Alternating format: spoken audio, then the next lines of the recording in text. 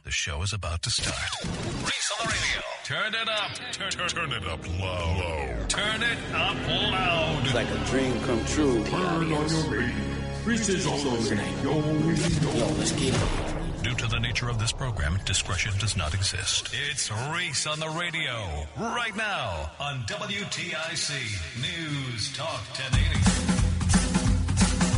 Yeah! I don't know how I feel about this Monday, but I'm still happy to be here. Let's go. What's going on, all you scallywags, nutmeggers, conversationalists across the fruited plain, plus you haters? It's Reese on the radio on WTIC News Talk 1080. A wonderful weekend was had by all.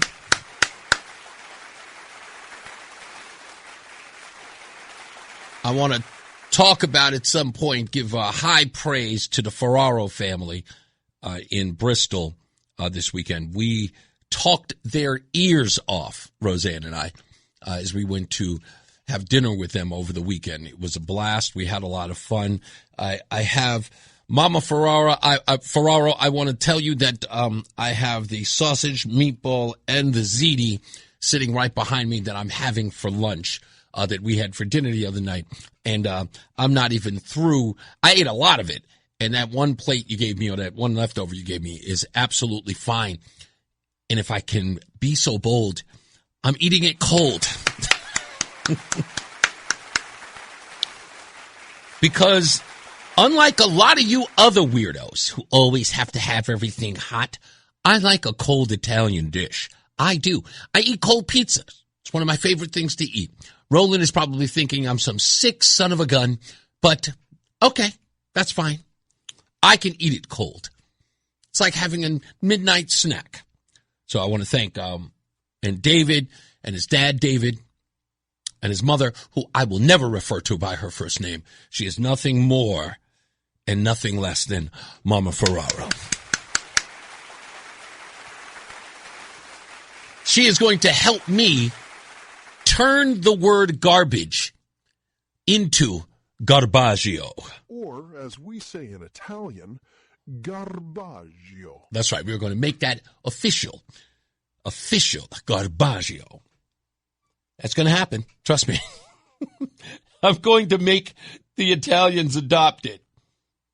I'm going to ask them and say, come on. We can get it done. We can get it done. Make it the official Italian word for garbage. Or, as we say in Italian, garbaggio. That's right. This sounds beautiful. I'll talk about dinner with them in a little bit. Also, I want to talk about the Polish Fest or Festival in New Britain. That was an interesting I've been to so many other. I've been to Italian festivals. I've been to I'm trying to think of any one. Man, it's usually Italian. I've been to one Irish festival, but the St. Patrick's Day count? I don't know. I don't know if it counts. Technically, I was at a St. Patrick's Day parade. Technically, that is an Irish festival of sorts. This was the first Polish one I'd ever gone to, and it was fun. It was great to see everyone out there. We saw Ryan Fazio. We saw Jonathan DeBarros. Saw some other folks out there, just people who are listeners of the show. We got to see Isabel Rude's folks, who spotted us in the crowd, which is, of course, easy to do. I'm a 6'3" black guy at a Polish fest. I'm a sore thumb in that environment. So, and we went and had some kielbasa, some stuffed cabbage, as well as what else? What was the last pierogies we had? And something else. I feel like there was something else that we did. Oh, we had Polish spring water. That's what we had. And we couldn't, because there was a Polish supermarket there. It's heavily Polish. I mean, I'm sure you all know. But I'm just experiencing it for the first time. So indulge me a little bit as I'm sort of recreating my experience. I've seen old Russian neighborhoods. I saw one in New Jersey back in the day, but I've never been to a real Polish neighborhood like this, where the storefronts were all Polish. We had the Pol Mart that was there, another Polish grocery store. We had kielbasa, yes. And so we walked in, and we weren't sure if the refrigerator inside this one store had alcoholic beverages or there was water. We were scared to death, Roseanne and I, because nothing was in English. So we had to walk through the aisles of this store trying to find someone who would tell us what the drink was. And then finally Roseanne went on Grok and found out we had spring water. It was harrowing for a little while. Matt says, love the Polish market in New Britain. It was fun. It was. We got to see a lot of the traditional dances there as well, a lot of the traditional garb. It was a lot of fun and very interesting. I enjoyed every bit of it. Hot is all get out, but it was beautiful to be there. So thank you guys for putting it together. It was really, really fun. And I'm going to do more of it. In fact, I've got a whole segment I want to dedicate to the businesses here in Connecticut. It is called Taking Care of Business with Reese on the Radio. Scott over at Harvest Bakery mentioned it. It's something I've been wanting to do for a long time, even with the Hartford Chamber of Commerce. I haven't had an opportunity to sit down with him, but he had promised that he would be on the show. We had him as a guest on the show during the holiday store, but we haven't had him here yet in the studio. And I promised him that we would sit down and start having a conversation. I think I'm also, who else was I? I think Harding, Senator Harding and I were also in a conversation and got lost in the sauce with all of this, election coming up. And if it wasn't Harding, it was someone. Oh, no. Henry Martin. I apologize. It was Henry Martin, Senator Martin. And I had a conversation a couple of months back about getting businesses on the show. I want to do something a little different. It's no offense to Senator Martin. For me, I find that a little lame and boring. Hear me out. The only way I'm going to get the experience of these businesses is to be out there on the weekends, in the mornings, and just do that on my show, to feel Connecticut with my own fingers. So this taking care of business thing, I'm going to go down, and you may be chosen, folks. I am literally going to just go randomly to a small business when we're out. When Roseanne wants to go to a farmer's market, or Roseanne wants to do, shop at an antique shop, I'm just going to grab the phone and start recording. And I'm just going to post it. I'm going to say, hey, we're at, this bric-a-brac shop on, in New London. And we're just going to put the video together and we're going to put it out there because you folks who have been to these places have made a lot of these videos go viral. By the way, we'll talk about that later. And you have your own experiences at these locations, and it's an opportunity to give these folks some shine. So we'll do it that way. And I'll explain it as it goes on. Let me see. Reese, I'm inviting you and Roseanne to the Taste of Caribbean on the Riverfront Plaza, downtown Hartford on August 8th. We are there, Reggae Don, without a doubt. And we'd love to go there. And if you're performing, that's even better. Elaine says that I'm glad you enjoyed the Polish experience. I enjoy everything as much as I can. Like, if I can get there, I'm going to make the most of it. And it was a great opportunity. Thank you so much, Elaine, for that as well. Martin Rosal, I know I'm probably butchering that. Well known for their kielbasa. I did see a lot of people wearing their T-shirts, Lori. I saw that a lot. And I almost purchased this T-shirt. I am a fiend when the T-shirts come around. If I'm walking someplace, that's it. But I got to be honest, I wouldn't buy them. I wouldn't buy them at the Polish Fest. I don't mean this in any offense. It just would have seemed odd if I would have worn a shirt that says, "Kiss me, I'm Polish." I feel like that would be false advertising. A lot of them were pro and identifiers of the Polish community, and I kept contemplating. I was like, can I pull that one off? I don't know. That seems unfair. I don't know why I would wear that one. The red, and they were very vibrant red colors. It seemed like everyone was wearing red and white, and that was really, really cool. So I enjoyed it. I will, whoever's having a festival, we'll go to them. heartbeat would definitely know there. So, Donald, thank you for the invite. You can expect us to be there. So, speaking of festival, there was one in D.C., and we're going to talk about this at length tomorrow because I brought it up on Friday about the Great American State Fair happening in Washington, D.C. Many of you have been asking me about that over the weekend. I'll talk a little more about it today, but I'll have more to share with you tomorrow. Little appointment radio for you. And the festival that's going on in Washington, D.C., there's a lot of low-hanging fruit here for me to make fun of people. I'm not trying to. The thing that I don't understand are people who do not understand what happened at the South Lawn of the White House, who keep calling this horrible spectacle, embarrassment, and other things. I have to say to you, you don't really get this. And it's shameful that you don't. Many of you, I think, are grasping at straws so that you can criticize this president or America as it stands.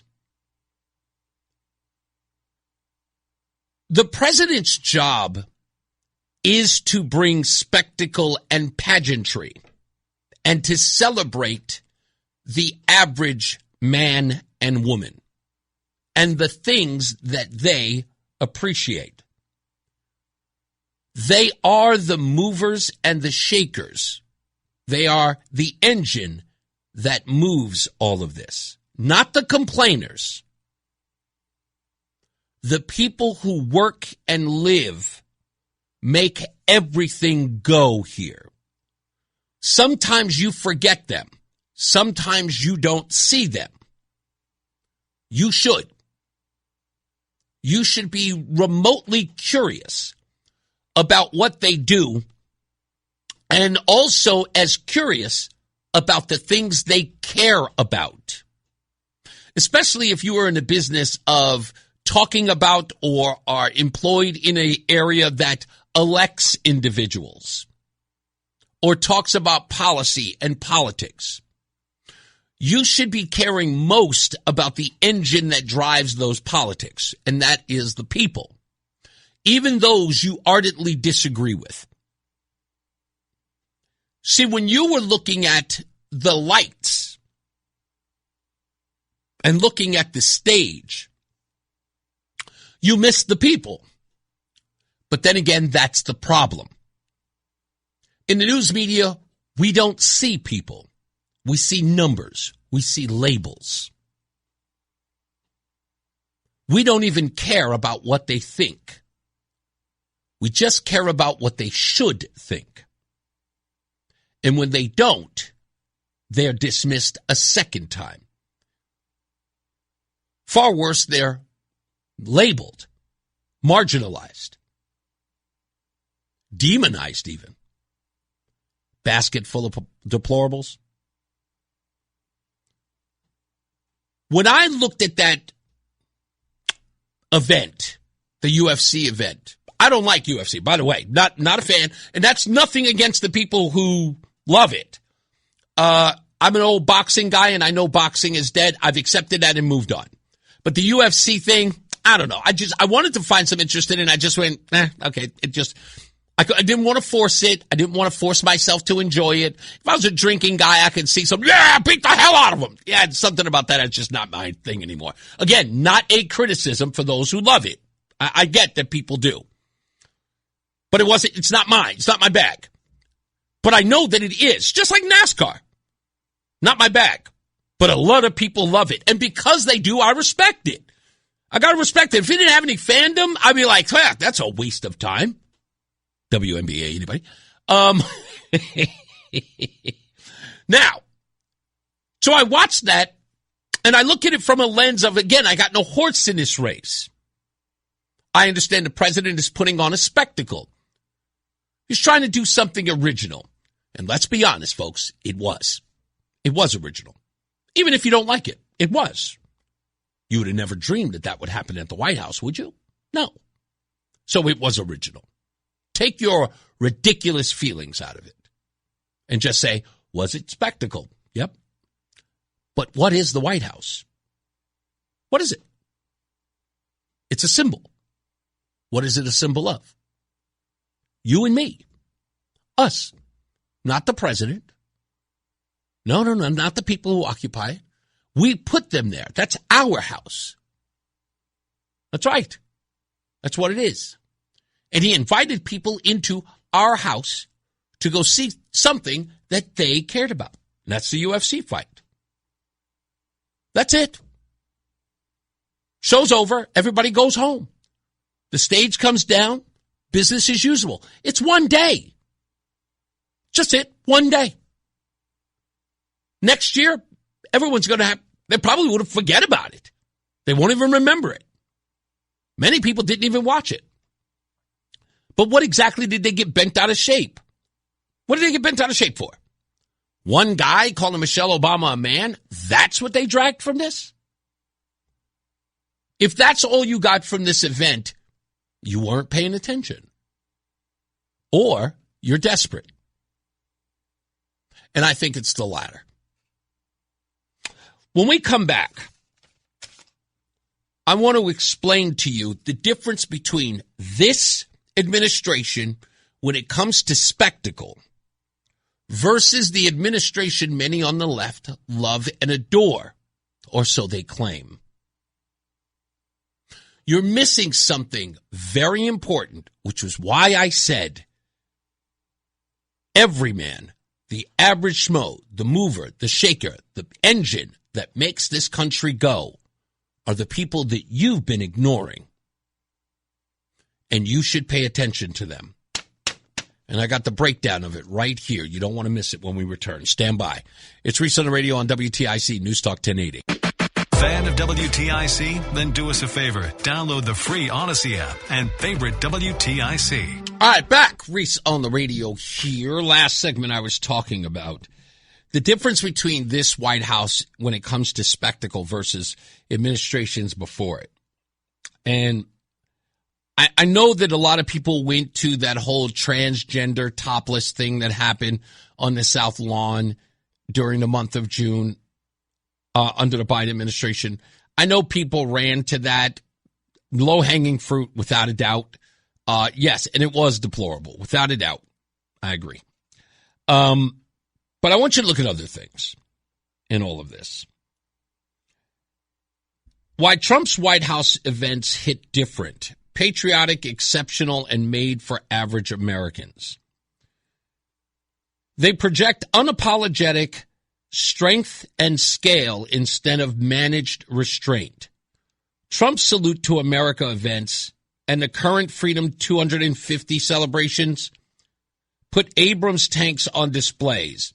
They flew every military branch's aircraft in formation and lit up the National Mall with record fireworks. This isn't declaration. It tells the world and our own people that American power and ingenuity are unmatched. Obama and Biden's 4th of July events were mostly South Lawn barbecues for military families with standard fireworks. And that's fine for a neighborhood cookout, but not the same statement of national confidence that Trump brings. So when Obama does these events and Biden does, they're very subtle. Where Trump is very bombastic. He knows that the world is watching. Trump honors actual people who keep America running, as I said. Military, first responders, essential workers, without identity gatekeeping. Trump events consistently put veterans, nurses, doctors, and frontline workers front and center as American heroes. The crowd on the mall is working-class families, truckers, tradespeople, and kids waving flags. No special sections based on race or grievance checkboxes. previous administration's layered events with equity messaging that sorted Americans into underserved categories. That approach feels like it was designed to signal activists and donors rather than include the guy paying the bills and raising the kids. They celebrate the founding ideas and culture that made America exceptional, Trump does, without the constant asterisk. Trump's programming and speeches tied directly to the Constitution, military history, and the spirit that produced everything from the Revolution to rock and roll. No hedging about British exceptionalism, too. You might remember Obama's 2009 press conference where he said he believes in American exceptionalism the same way the Greeks believe in Greek exceptionalism. That relativizing tone ran through a lot of the messaging.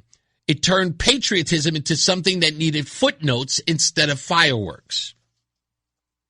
They treat the People's House like it belongs to the whole country, not a curated subset. Massive public access on a national mall, state fairs, air shows, and programming built for broad appeal. Trump's events aligned with policies that actually moved the needle for working Americans. Energy dominance that created blue-collar jobs. Manufacturing talks that respected the people who make things. Biden's whole of government equity push from day one and the events that came with it reframed everything around group outcomes instead of individual opportunity. When inflation and energy costs spiked, those same working families felt the pinch, while official events celebrated abstract equity plans. That's not inclusion. That's exclusion dressed up in progressive language. The Trump administration rejects doublespeak that redefines patriotism as loyalty to elite priorities. Inclusion under the prior administration often meant elevating performers, themes, and policies tied to identity politics and global climate agendas that hit domestic workers the hardest.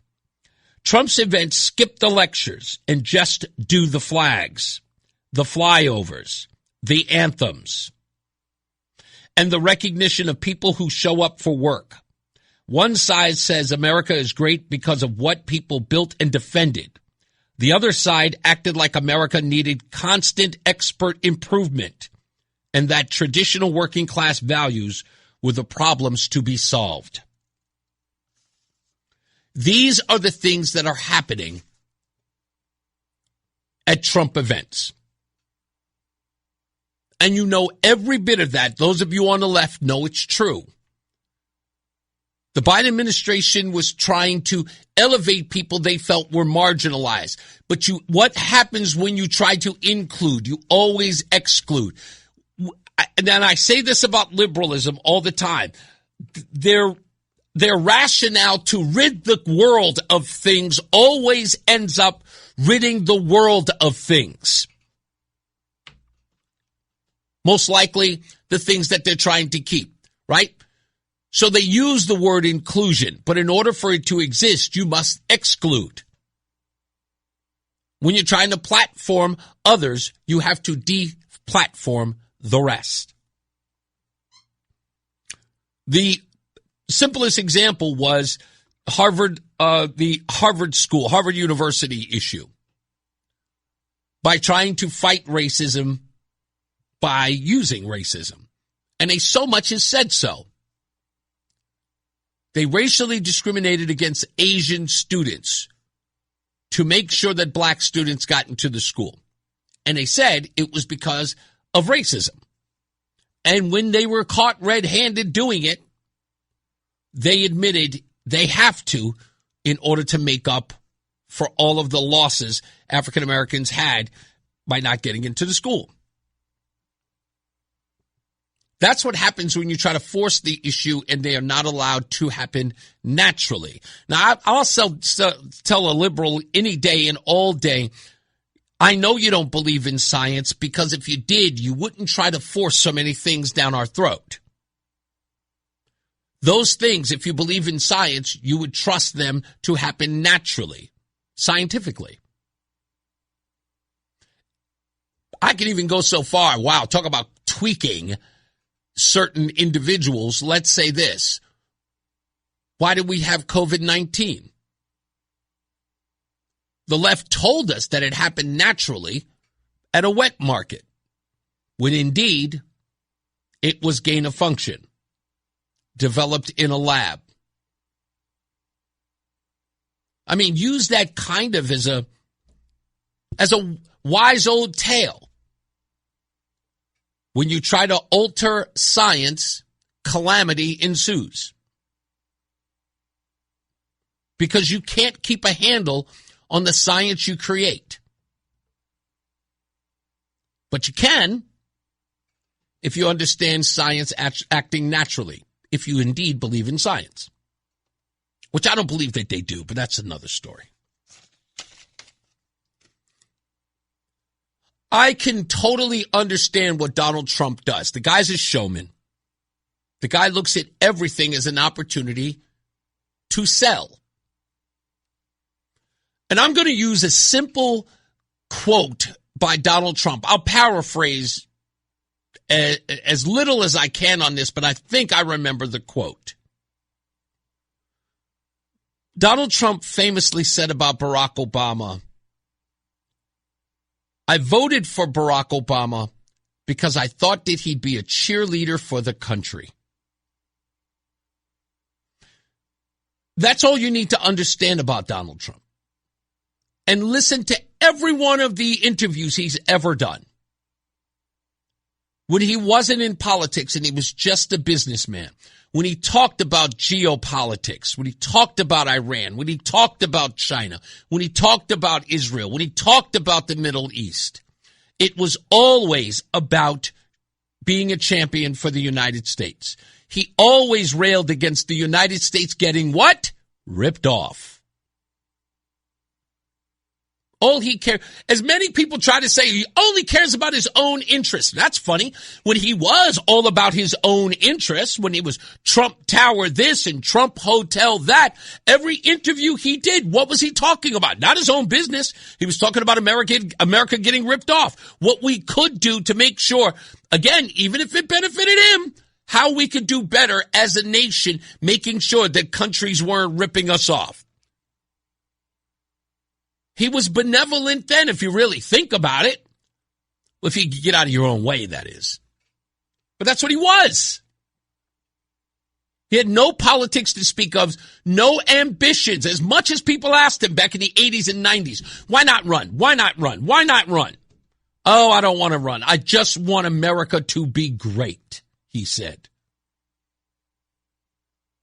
He also understood that even if he was promoting these policies to politicians, if he was telling them they need to do this, that, or the third, and of course those things would benefit him, but it wasn't like it was happening in some sort of isolated situation. The things that he was talking about were going to probably help other businesses, small or large, even Donald Trump's competitors. But that's what he was on. And to think that Donald Trump isn't the same way today as president of the United States would be dumb, would be irresponsible. But then again, what is new? When you got an axe to grind and the only thing you can do is hate the man, you can miss that. So when I look at this celebration, again, you can call it gaudy. You can say, I can't believe we wasted money doing this. I bet you he was enriching himself. Right in your face, huh? Okay. But I look at the alternative. I look at the alternative that does not include you and I. And didn't. Did you ever feel included in the way that you did yesterday with the UFC fight? Seeing those fighters, seeing the people show up, seeing the people cheering, hearing the people shout USA, singing the national anthem, the pageantry, the flyover. You didn't watch it and get a little bit of chills? Said, damn, we kick ass, don't we? Again, I don't even watch UFC. I watched the videos and Roseanne and I both said, damn, we kick ass. Take a break. We'll come back. Speaking of some patriotism, I want to talk about a couple of things happening in Woodbury on this weekend, I think. We'll talk about that and much, much more when we return. Stand by. Oh, and I got a video out that is already going viral. I can't wait to share it with you. It's Reese on the radio on WTIC NewsTalk 1080. It's Reese on the radio on NewsTalk 1080 WTIC. Coming in later, well, actually, I should say later on today, I have a list that I want to share with you. It turns out that Reese on the radio has appeared on two lists. One, I came in second. The other one, I came in first place. I don't know how. Since we're giving out awards, finally, I got a runner-up position and a number one position. But I got to be honest with you, the one that I got number one for, I'm a little ashamed. I don't feel good about being in the number one position on this list. But it's something that I have to talk about. So stand by for that. But I want to give a shout-out to Michael B., Scallywag, original Scallywag. He sent me this last week, and I want to mention it. This weekend is the Freedom and Woodbury's third annual Freedom and Liberty celebration, which happens on June 19th on the North Green in Woodbury.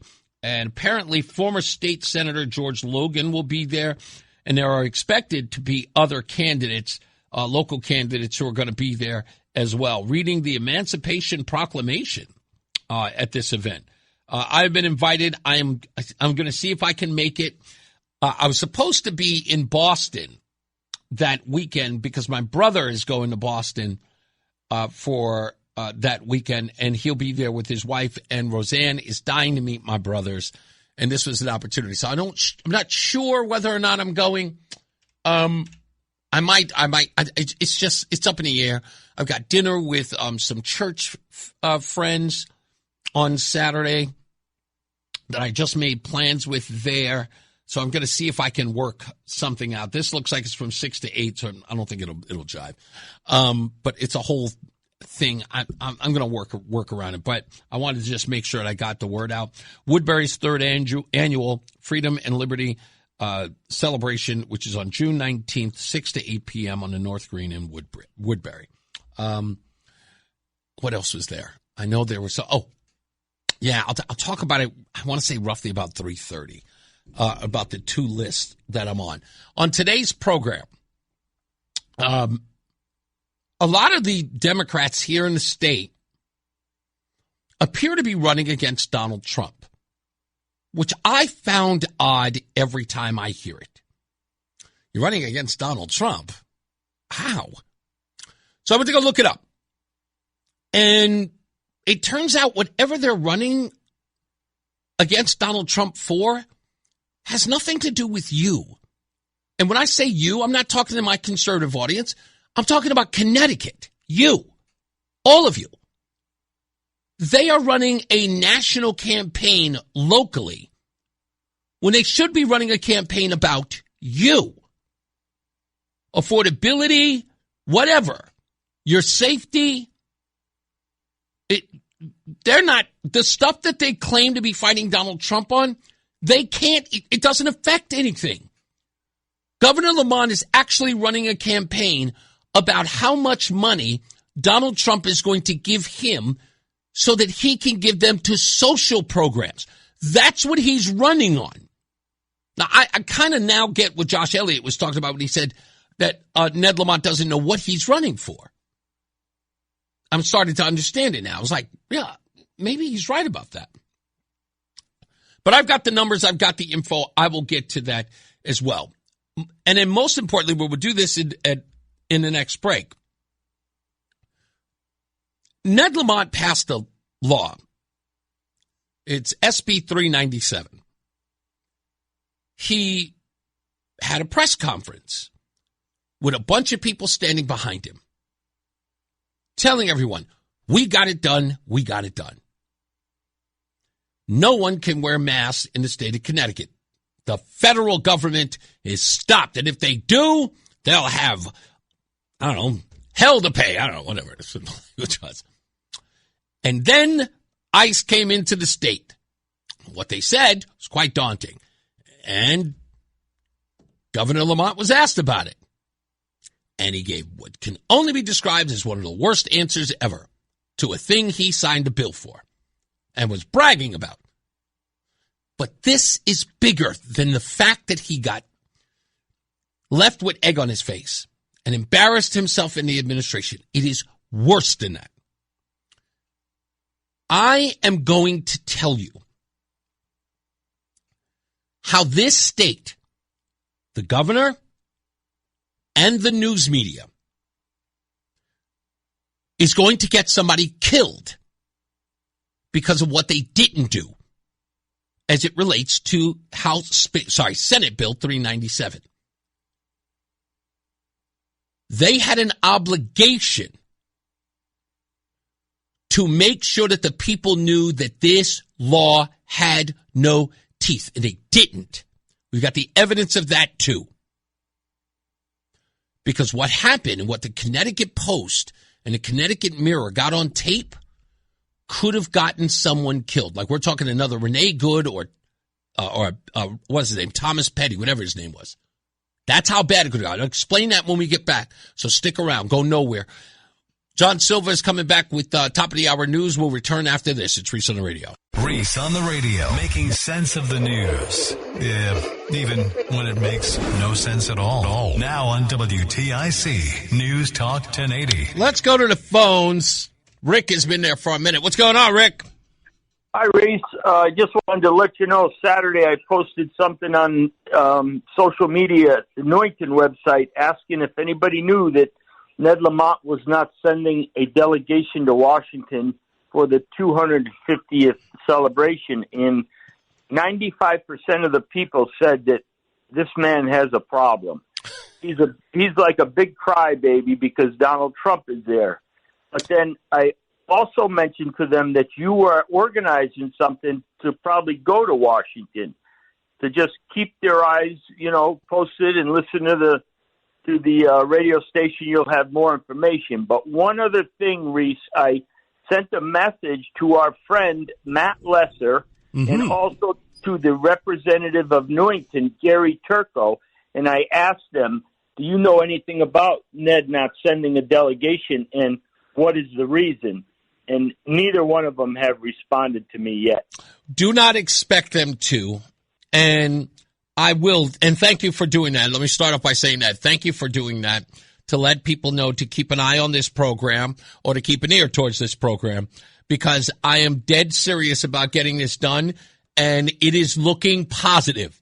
And we have, again, even though the event starts early next week, I think it begins on the 24th to about July 10th, which is a considerable amount of time. I mean, I wish I could coordinate with everybody in Connecticut and say, hey, you take a shift, you take a shift. You know what I mean? But yeah. I figured the most important thing about this is our 250th celebration. And being in D.C. for that and representing this state there, because they're going to get sort of proxies in D.C. They'll say, hey, listen, we'll put up some displays that represents Connecticut and we'll put some staffers on it, which again, they can pay, just to do that, to make sure that all of the states are represented. They don't have to make a whole fuss about it. To which I'm saying that's fine. If Washington wants to do that, if the Trump administration wants to do that, the only thing that we asked them, if we could, is on those 2 days, the 3rd and the 4th, of course, more so the 4th, if we could just come down and just broadcast live there to at least represent our state with, if I can say so myself, the number one afternoon show in Connecticut. Right. You can say that for sure. Yeah. I just figured that we should really have a true representation. And if some people in Connecticut, faithful listeners of this show, if not this network, or just people who want to go down there, can come down on both of those days, come say hi to us when we're on the air, and we'll let some people give some shout outs back home. Yeah, sure. You bet. That sounds good, Reese. Yeah, that's what I'm trying to do here, to see if we could coordinate it. Now, again, I wish I could be there. I'm going to still pitch it. I'm going to pitch at least, like, if we can work it out with the folks in D.C. and we just broadcast all week, that'd be fantastic. But I feel like the most important days are going to be Friday and Saturday. Yeah, definitely. Those would be the most important. Yeah, Sure. just so we can be there. And I think it's fantastic because I'd love to be in D.C. for the 250th anniversary because the fireworks display at this event are going to be through the moon. Oh, yes. This isn't anything like Joe Biden's transgender thing that he put on. This is for America and the Americans, you know? Indeed. I'm like I said, I'm looking forward. I'm going to have a meeting tomorrow to lay out at least the groundwork, but I think this is going to come together, and we're working with so many other people here in the legislature, Republicans, of course, and we're going to see if we could get the RNC, the national RNC, to at least give us, like I said, all we need is the 2 days, and they're like 4 hours for each day. Yep. So, all right, Reese, thank you, sir. I just wanted to let you know that and keep up the good work. You're doing a great job for us. Thank you, sir. Much appreciated, and thank you so much for always supporting the program. You bet. You got it. Bye-bye. Yeah, that's, like I said, I always say to myself, Reese, try not to sound critical, because I don't mean this in a critical way to those of you who brought it to my attention. I looked at this as a problem to solve instead of a problem. When I saw the Libs of TikTok post, I'm sitting at home. It's late. I think it's pretty late at night. Roseanne went to bed, and I wanted to watch the 1975 documentary. I think it's on Netflix. Or Prime, I don't know. Anyway, I wanted to watch that because I thought that I remembered 1975 vividly. I'm 6 years old, but, hell, I'd see what I could remember. And there was a lot I didn't. But a good documentary, and it's narrated by Jodie Foster. And it talks about all the films and just culture that happened in 1975. They define it as a pivotal moment in our history. I'm watching that, and I get this alert on my phone that I've been tagged in a story, and I see it, and it's Libs of TikTok saying that 6 states have opted out of the 250th celebration at this All-American State Fair. And I look at it and I go, we're not going. I look up for the article. It says, we're not going to send a delegation down there because we're going to be focusing on local stuff. Of course, makes sense, especially if we can't afford it. What went with that was, I want to say Mark from West Hartford was the first person to send me something, if not the Connecticut Sentinel. But either way, both of them were probably simultaneous. But they sent me an article that said that $88,000 had been designated for a pride event in West Hartford. And again, I wasn't looking to be angry about it. I was just going, that's weird. Why aren't we going? So I started looking up the cost. Said some states had dedicated as much as $100,000 to it. And I'm going, Connecticut can't afford that? I don't know. Not that I thought that WTIC could, or they would give me that kind of money. But I looked at it and I went, wow, this is a lot of days. Okay, let me see if I can find a way. Like, what would work that we could be a part of it? Now, again, thinking cap on, marketing cap on, saying, how can we turn this into a net positive, something that everybody in the state could celebrate and could say, hey, we don't have to make this about Donald Trump. We don't even have to make this about Ned Lamont or about liberals versus Republicans, red versus blue. We don't. This is about the celebration of the United States. Let's just go. Why not? Now, I know I might be asking people to, spend money that they don't have, but even if they can't go, I can. Went to Roseanne. I said, sweetheart, do you think we could stay with some friends down in Virginia? She said, I don't see why not. I'll call them in the morning. And she did. We have 2, maybe 3 places to stay. There are people who were like, you coming down? We got you. Fine.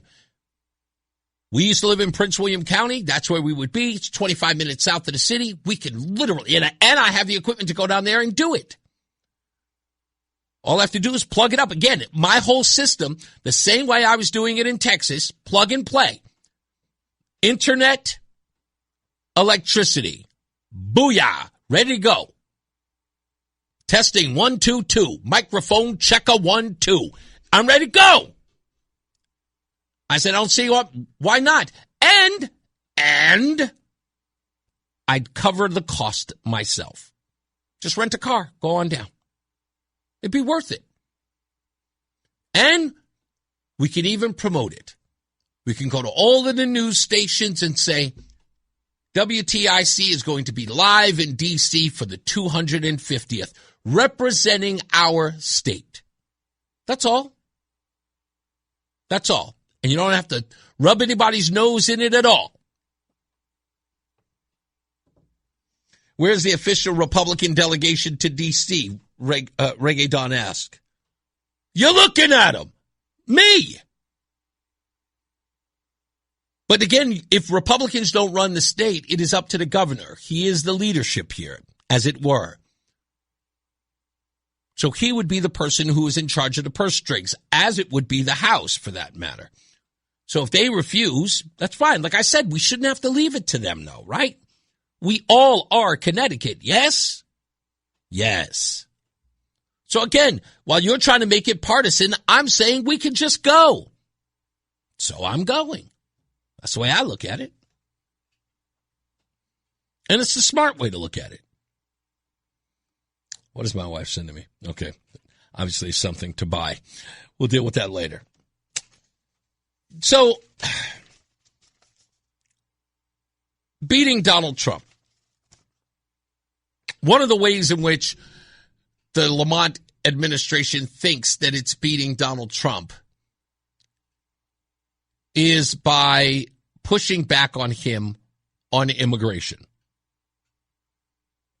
And instead of doing something like helping the administration get the worst of the worst out of the state, they have run opposition publicly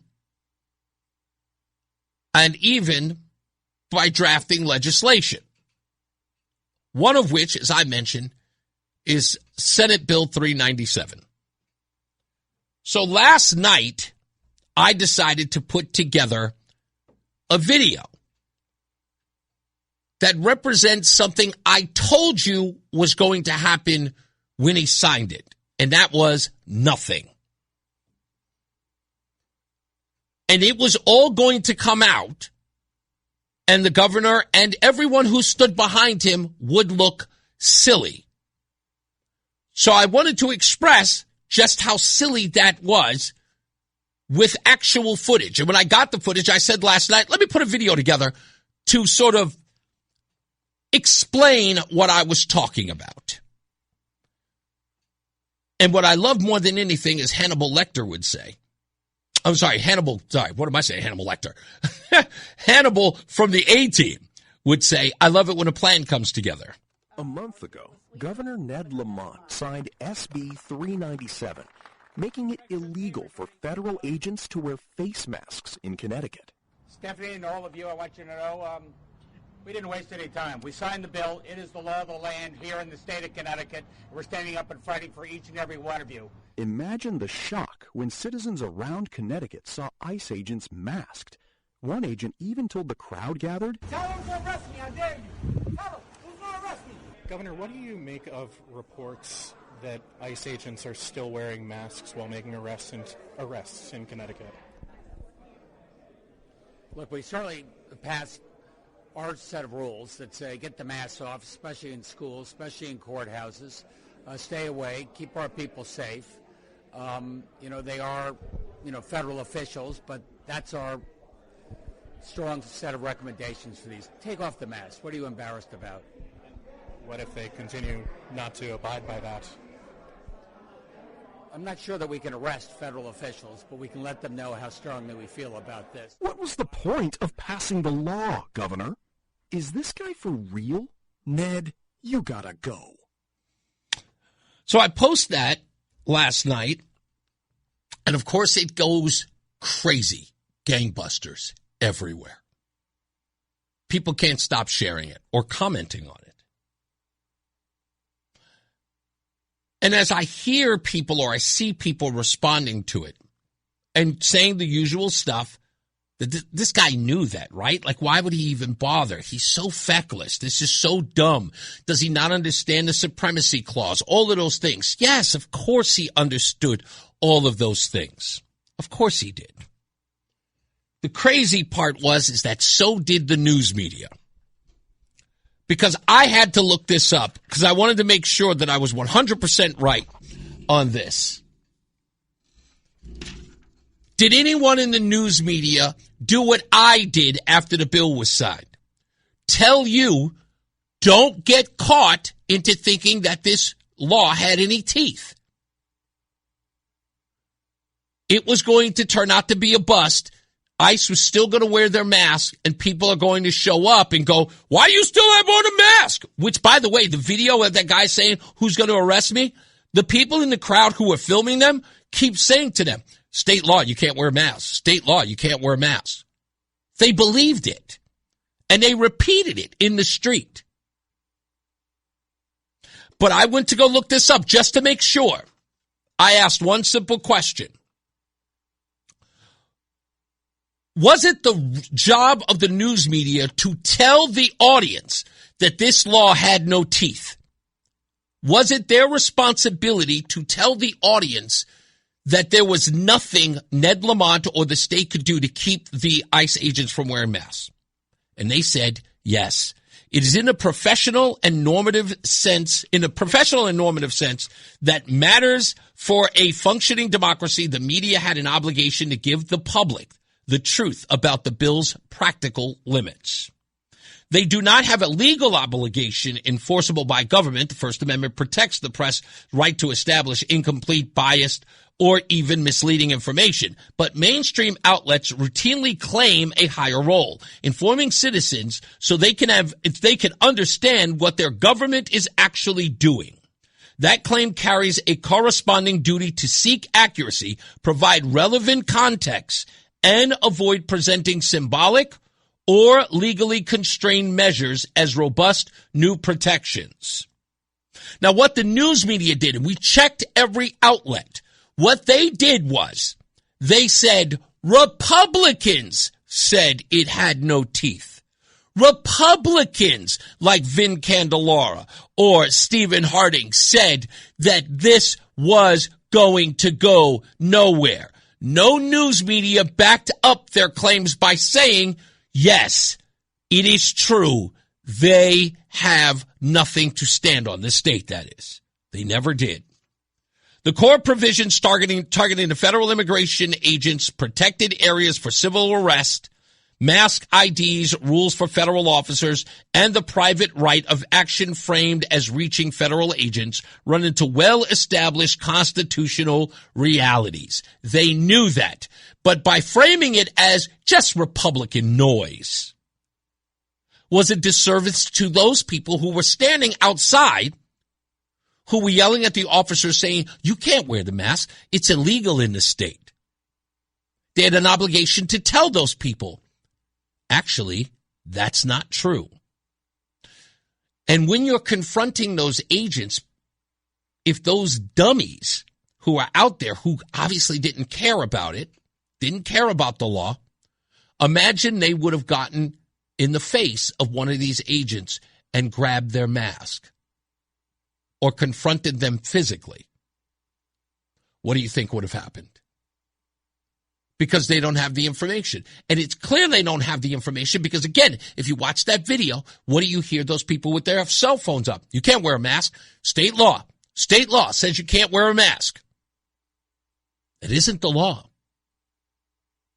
And therefore, people were being put in harm's way because they weren't given the information. Now, it is on everyone to do their due diligence.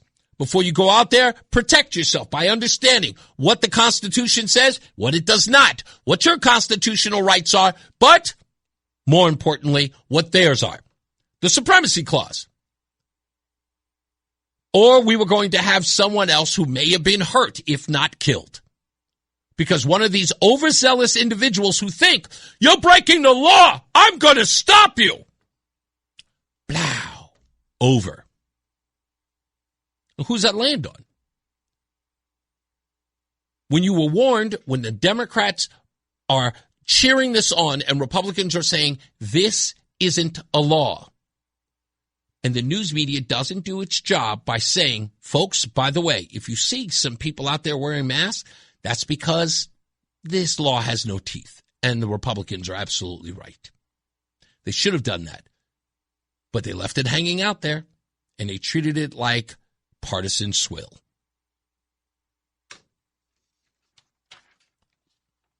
Again, it wasn't like I didn't warn you. It wasn't like I didn't say anything. When we come back, stand by. We'll take your phone calls. I see them lighting up. We'll get to that in a second, and then we'll read some comments in the chat room when we return. Stand by. It's Reese on the radio.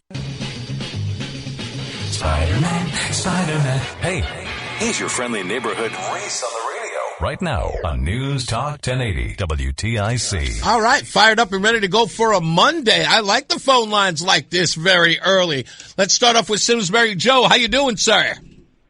I'm doing well. I'm fired up. You've probably seen me online, a lot more than calling in, and I'm taking no prisoners at this point. What do you got today? So you mentioned immigration, so I figured I'd call about that one and the whole thing with the law and the masks. Mm-hmm. One thing that I keep harping on, no matter where I am, and you were talking about this as well. Too often we make the assumption that the people on the opposition side to us are every bit of as aware of how the world works and the laws and the Supreme Court and the Supremacy Clause. These people would probably say, well, the Constitution was drawn up by a whole bunch of old white men. We need to change it. Yes. And, it's great that you did that video, but as you know my personality, I'm extremely aggressive and hard-hitting when it needs to be. Yeah. And sometimes when it doesn't need to be. But the fact is that I would want all these people to see the video of the Antifa person in New Jersey screaming in the face of the ICE agent, I'm going to find your family and I'm going to kill them. Yeah. That's the kind of emotion that I think that we need to get across to these people, to wake them up, to show them this is why they have to wear a mask. Because although you may be a peaceful protester, your side has a lot of nut jobs. And if they don't believe that one, then show them the video of the woman in Minnesota where the ICE agent comes over and says, ma'am, while you were interfering with us and trying to stop us from doing our job, we captured a child rapist. Yeah. And her response was, I don't care. That's right. Because I think a lot of these people on the left don't realize and don't internalize for whatever reason what people are like on the fringes of their group. You know what? Can I just to stop you there, because you made a very important point.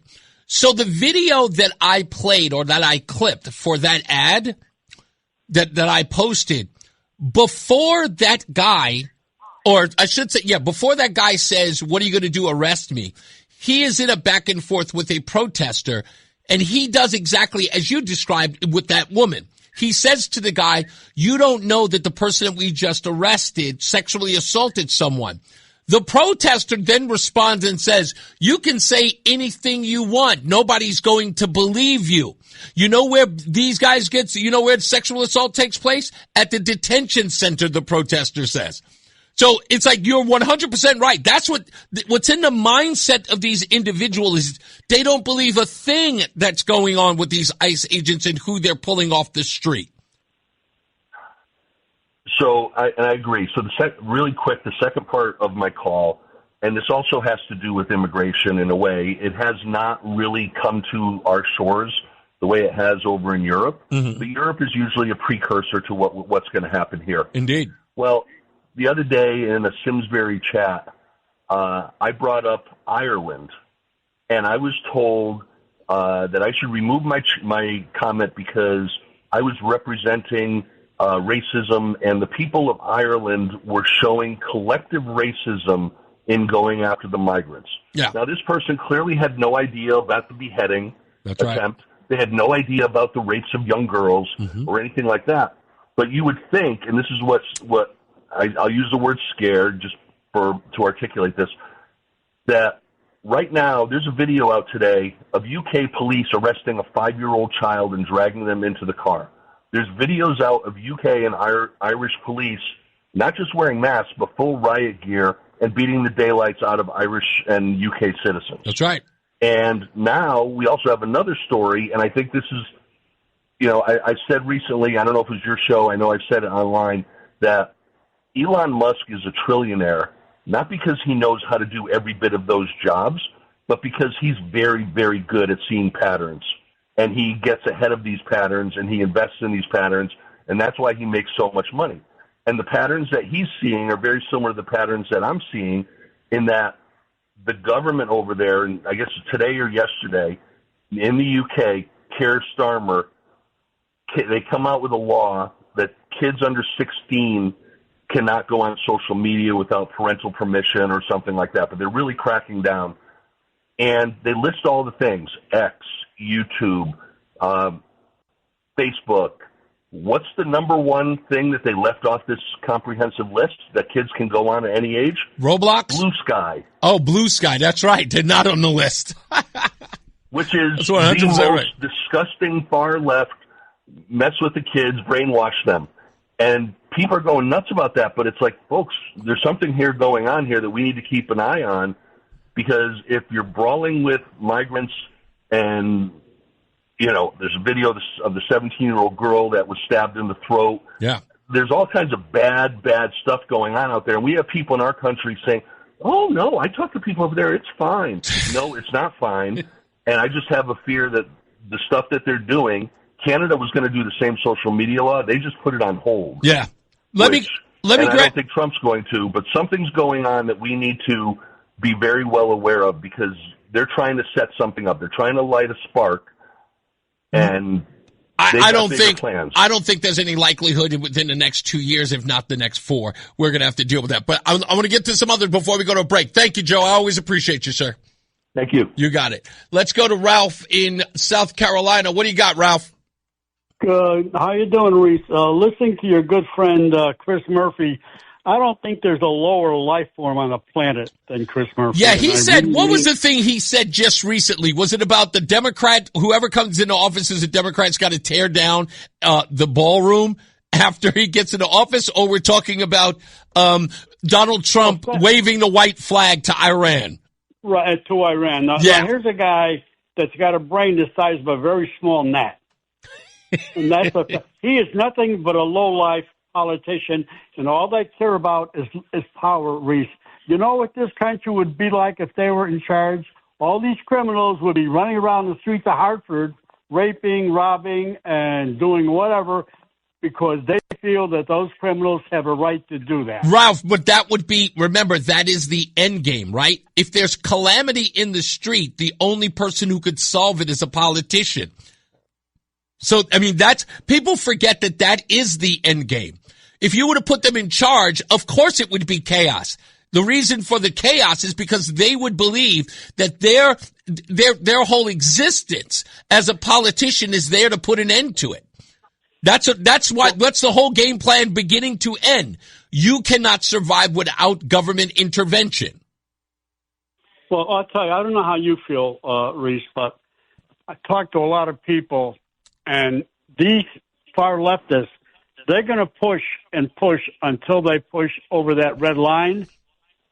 I know what you mean. All hell's going to break loose, and they're going to regret the day they were born and try to destroy this country.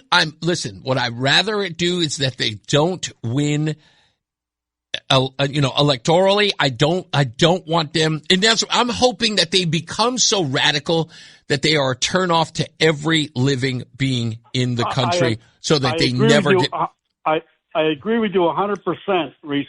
But look who these people are. They're being elected by these people who call themselves Americans. They're not Americans. You're right. They're I still believe. Or communists. They're not Americans. I agree with you, but I will say this, is that all politics are local, but I think that some of these fringe guys are in places where they will absolutely make no change. I think the news media is kind of buffs those folks up than they do. Thank you, Ralph. Let me get to Bert in East Hartford. How are you, Bert?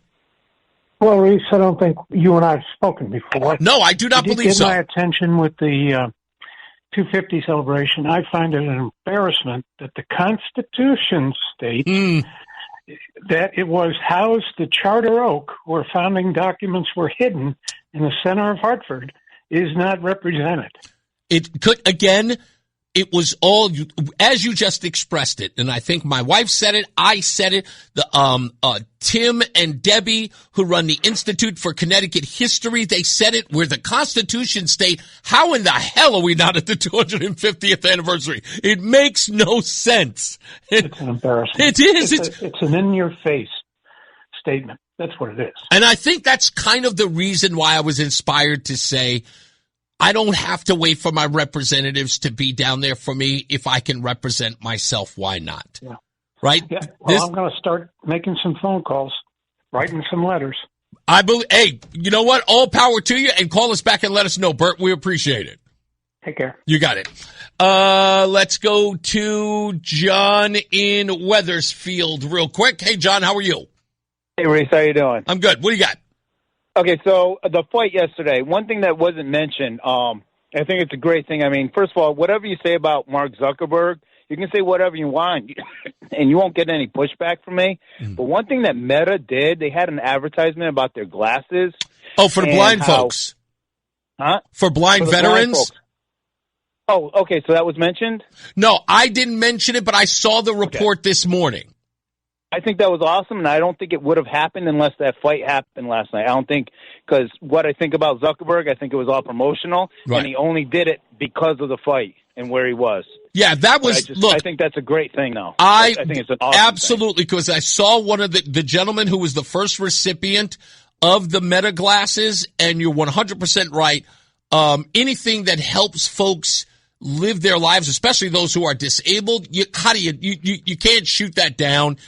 You can't even criticize it, because what an incredible day for that man. I saw him on Fox and Friends this morning, and how overjoyed he was to be that recipient. And the fact that they're going to be free for everybody. I understood it was only for veterans. Yes, it's going to be free for all veterans. So if you are a blind veteran, you get them for free. Yes. So, yeah, I'm very excited about that. And it was it's a great idea. And, as you can say whatever you want. You're right about Mark Zuckerberg, but, the old saying goes, even a broken clock is right twice a day, right? Yes. Thank you. So. Thank you, sir. I appreciate you. Bye-bye. You got it. Stand by, Fred. We'll get to you right after we come back from this momentary break right here on WTIC. It's Reese on the radio on News Talk 1080 WTIC. Sparky asked the question, how do we go from the Constitution state to the pizza state? Such a good question, Sparky. I didn't even think of that. Very clever. Joey V says, an evil man will burn his own nation to the ground to rule over the ashes. Very true. Very, very true. Again, like I said, I'm not waiting for anybody else to make a decision for me. I don't need Lamont's permission to go down there. I can go down there on my leisure and represent this state. And that's why I came up with the idea. I'm like, I don't care. What are you going to do? Fred in Middletown, poet laureate of the Reese on the Radio program. How are you, sir? Hey, I'm good. Thank you. So I just want to keep you apprised of what's going on across the AM radio dial. Vinnie Penn has been showing you some mad love lately, dude. Really? Your bit with Governor Lamont gets good to him. He's played that a couple times, and then he played one of your other things. And then he breaks it down, and it really gets good to him. He goes, this is this guy's thing. Is like, showing up, and he really loves the way you make, as he put it, Lamont break into a white man's sweat.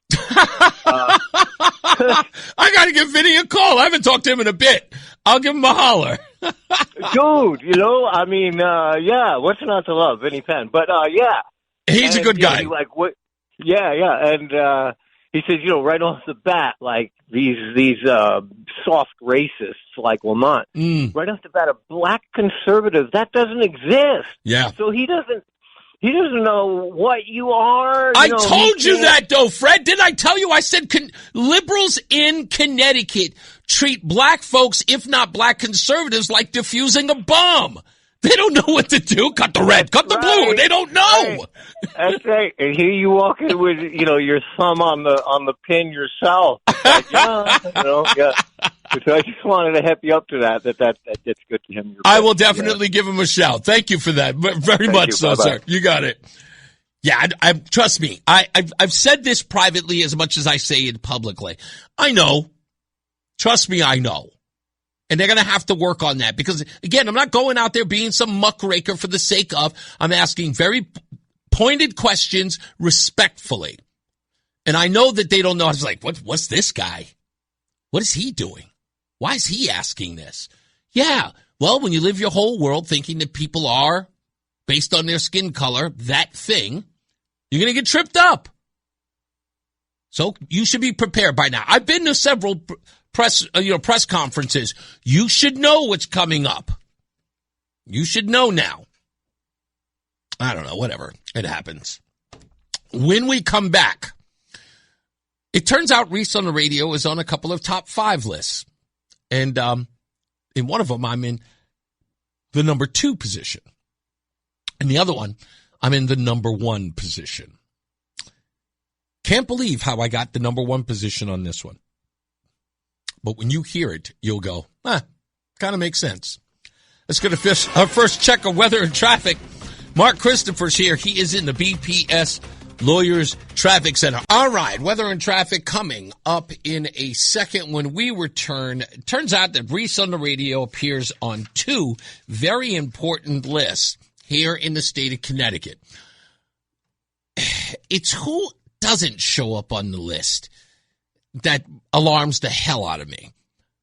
But the fact that I show up so high on another one on the list. So there's one list that I only end up being number 2, and who I am number 2 on that list, I guess makes sense. But I think that after November, then it means that I'm going to be pushed up to number 1. I'll explain. But the other list, the fact that I end up in the number 1 spot bothers me. Because there are other people who clearly deserve more than me. And they're not. They're not at number 1. I'll explain. You don't want to miss this when we get back.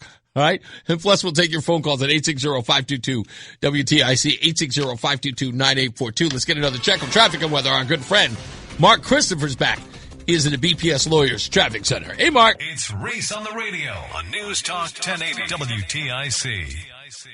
All right, back. Reese on the Radio here. Telephone number 860-522-WTIC, 860-522-9842. Don't forget, you can always check out ReeseOnTheRadio.com whenever you like. Substack's there. Now there is a link to the rundownnews.org. That is the new website, the rundownnews.org.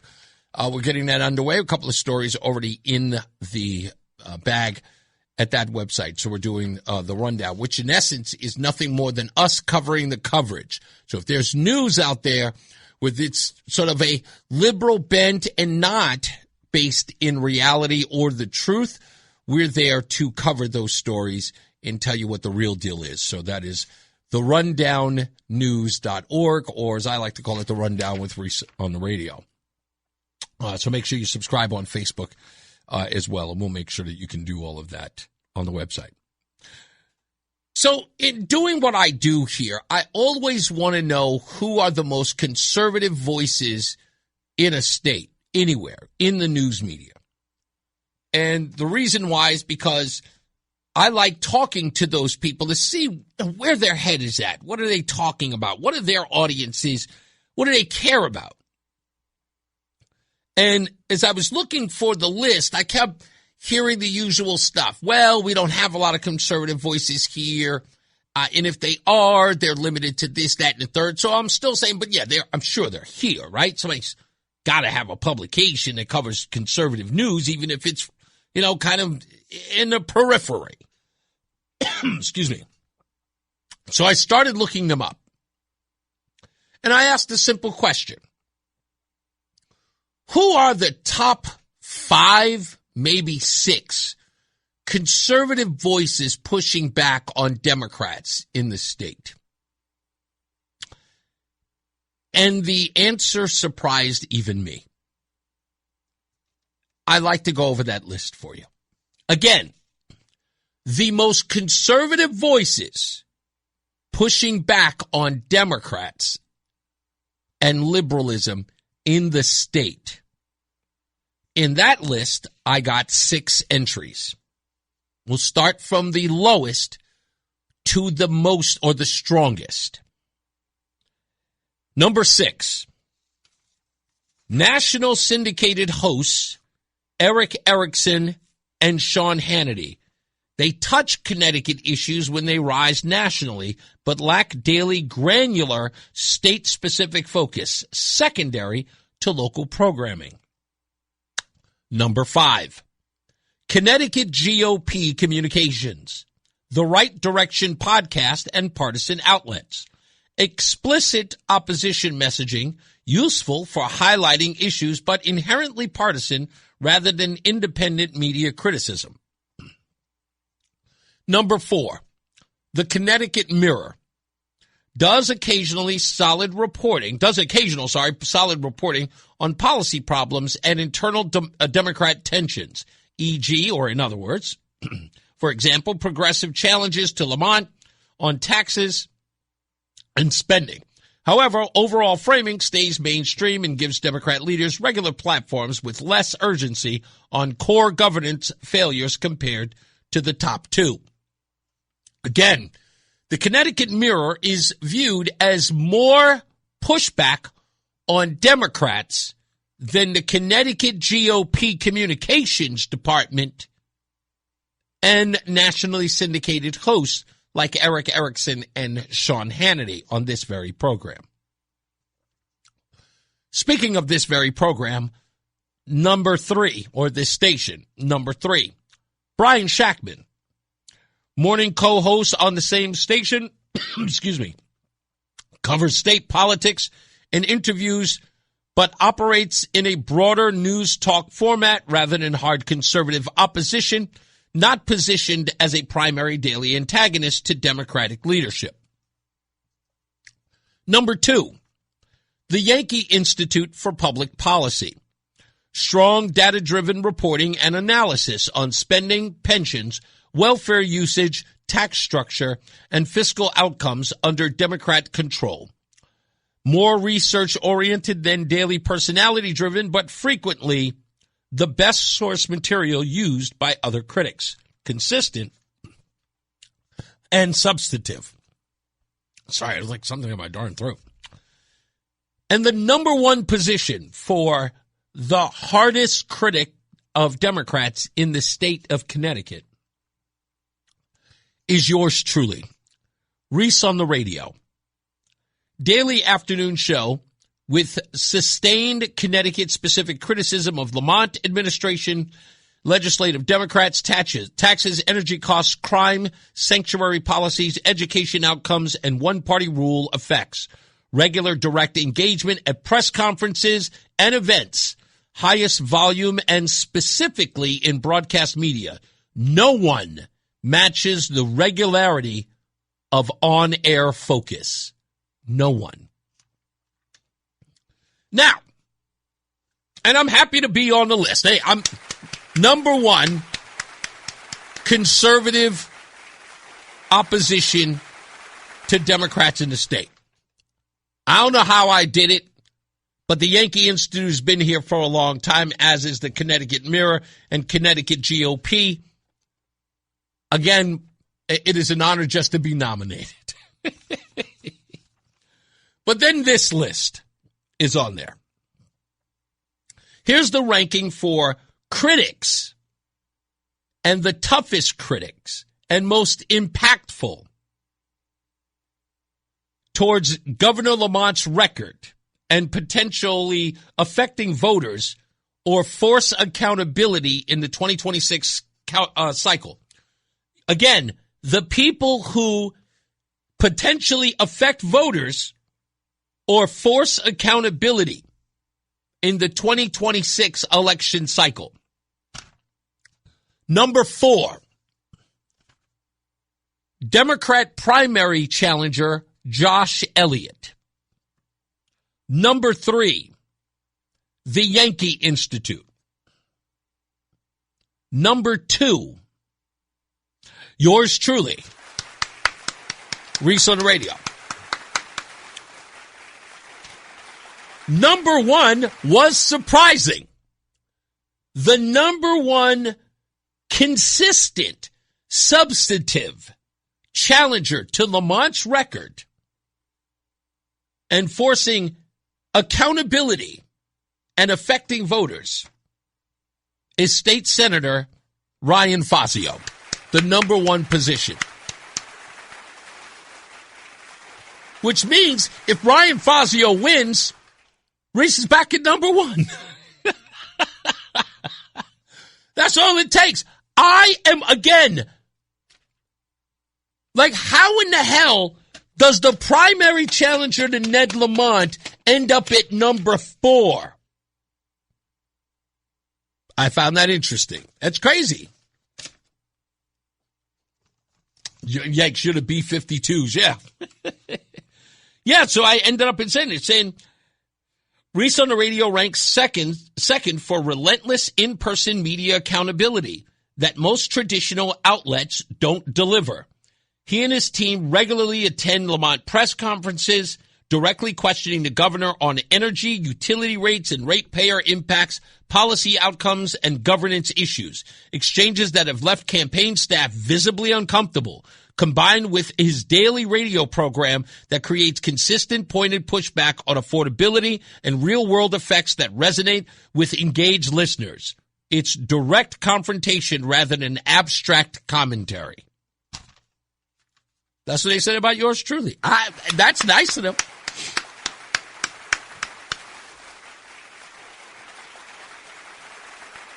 I think it's fantastic. Again, you know, and I'm just honored because I don't know if I said this before, but if I haven't, I'll say it. And if I've said it before, it bears repeating as far as I'm concerned. Mark in West Hartford will probably attest to this. They left the door open. They did. They just sat there with the door unlocked. And I said, okay. Nobody wants to occupy this office? I'll take it. I'll take it. Let's start decorating. Put some curtains up. It had to be done. But I'm not going to lie, folks. It was easy. These guys are running the state like a soup sandwich. It is easy to trip these guys up. They are not ready for prime time. None of them. I don't care who they are or how long they've been around. These are not serious people. I speak of, people like Bob Duff. That's not a serious dude. This guy I was looking at his X account. Dude, you cannot have that many people hating you on your own X account. Like, your X account is made for you to troll people online. There isn't a favorable statement made on anything you post. You are clowned every time you post. Every time. Even I clowned you. But again, that's because this isn't serious. And I think that there's a part of this, as I've said for a long time. And a perfect example of that was this Senate Bill 397. The Senate Bill 397 is a perfect example of how you allow people to get away with pure nonsense and not check them on it. You have this guy put together this pageantry to sign this bill. Every person under the sun, as far as legislative leaders, are there in the background, watching you, applauding with cameras rolling as you sign this ineffective, unenforceable bill. Everybody knows it, but the cameras still roll. No one challenges you on it. No one even asks you a question. Hey, you do know this law does nothing, right? What do you say to that? And get them on the record saying, no, this is a serious bill. And then you can catch him on the other side where he says, well, we can't arrest him. Well, no, I've got you here saying that this was effective and it was going to exact some change. That's what this was all about. And the fact that nobody, and just want to throw this out there too, so we understand it.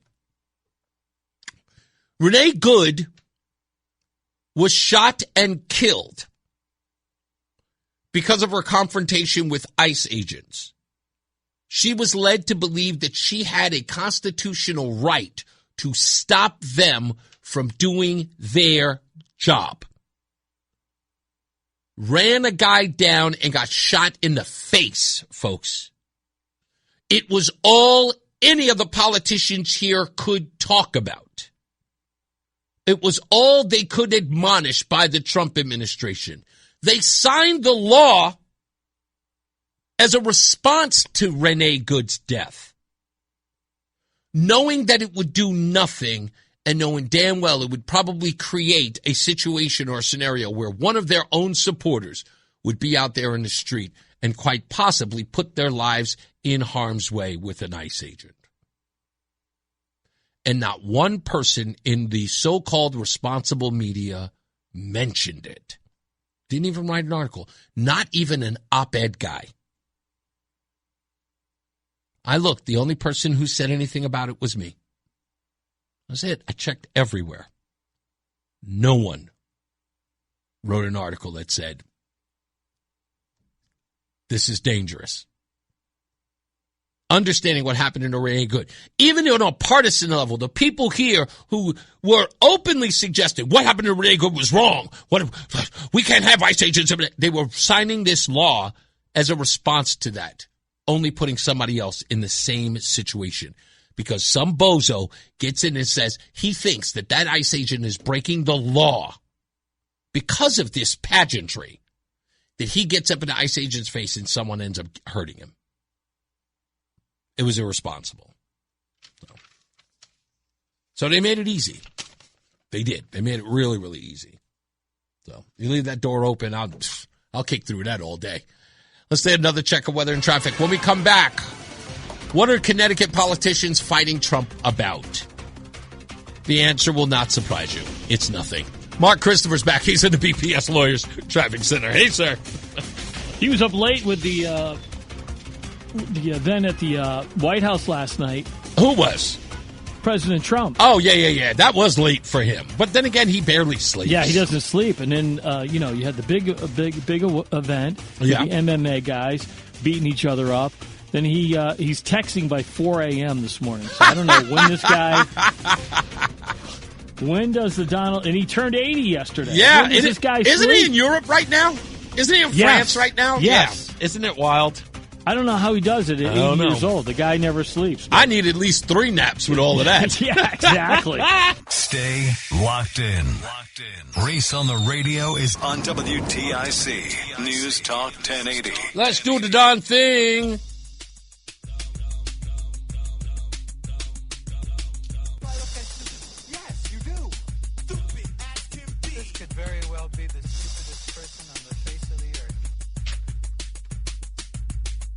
Stupidest thing I've read today comes from NPR. Apparently, there's something they call Code Switch that was written on June 12th. The title is Why Being Black and Outdoorsy is a Whole Thing. The piece kicks off with a viral video of a young black guy happily frolicking in an Oregon meadow. Basic human joy in nature, right? No, but NPR dives deep into the racist history of black people being outside, interviewing a black frolicker. I didn't know that was a thing. This one's name is Daniel. And folks from the People of Color Outdoors group frames enjoying meadows, hikes, or fresh air as loaded or complicated thing for people of color because of historical trauma, safety fears, and systemic barriers that make the great outdoors feel exclusionary. Findings include how past racism, lynching, sundowns, and etc. supposedly lingers, turning a simple love of nature into a profound identity of equity and struggle. That's a brother can't frolic because of systemic racism. I first of all, it is a known thing that many in the African American community do not like the woods or do not like nature in that sense of being out in the woods because of foreign animals, so to speak. That's the best way to put it. Animals, the wild, snakes, rabbits, anything that doesn't speak English. Like yours truly. I don't. Are you a frolicker, Roland, by any stretch of the imagination? Are you a person who's out there in the wilderness by any chance trying to be one with nature? Is that your deal?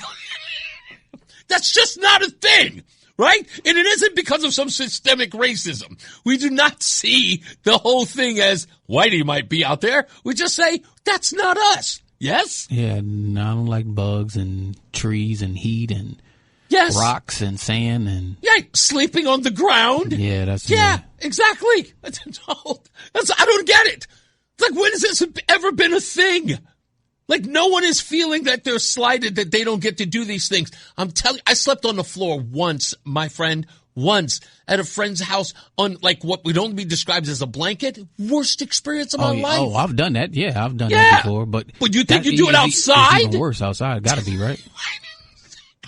Exactly. Sleeping and something crawling on you or around you? No. Yeah, I wouldn't even go to sleep. Thank you. It's exactly.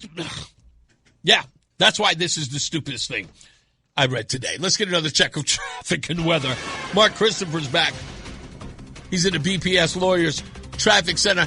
Mark, I'm sure that you've gone camping, but you did it in a log cabin, right? You didn't do it in a tent outside, did you? It's Reese on the radio on News Talk 1080 WTIC. All right, we're back. Reese on the radio here. Let me see. What will happen once Trump is finished with his time as president? Has anyone begun to think about life after Trump? No, nobody thinks that far ahead. They'll do it right on the spot. Before I take some phone calls, I want to read what John Beckman wrote about the stupidest thing. And I guess when someone tells you that they've gone glamping, you have to consider what that means. So when he wrote it, I just went, oh, yeah, I remember that term. So glamping, for those of you who are not familiar, is sort of glamorous camping. Yes, like a cabin. Very well-to-do, yes, very well-to-do sort of accommodations. So John Beckman writes this from Nevada. My wife wanted to go glamping, so we went to Utah for a couple of nights, and our accommodations was an Indian teepee. It did have a bed, and I thought it was nice. But here's where it really gets interesting. Again, John Beckman says that this was glamping in a teepee. He then writes, and they had an air conditioner.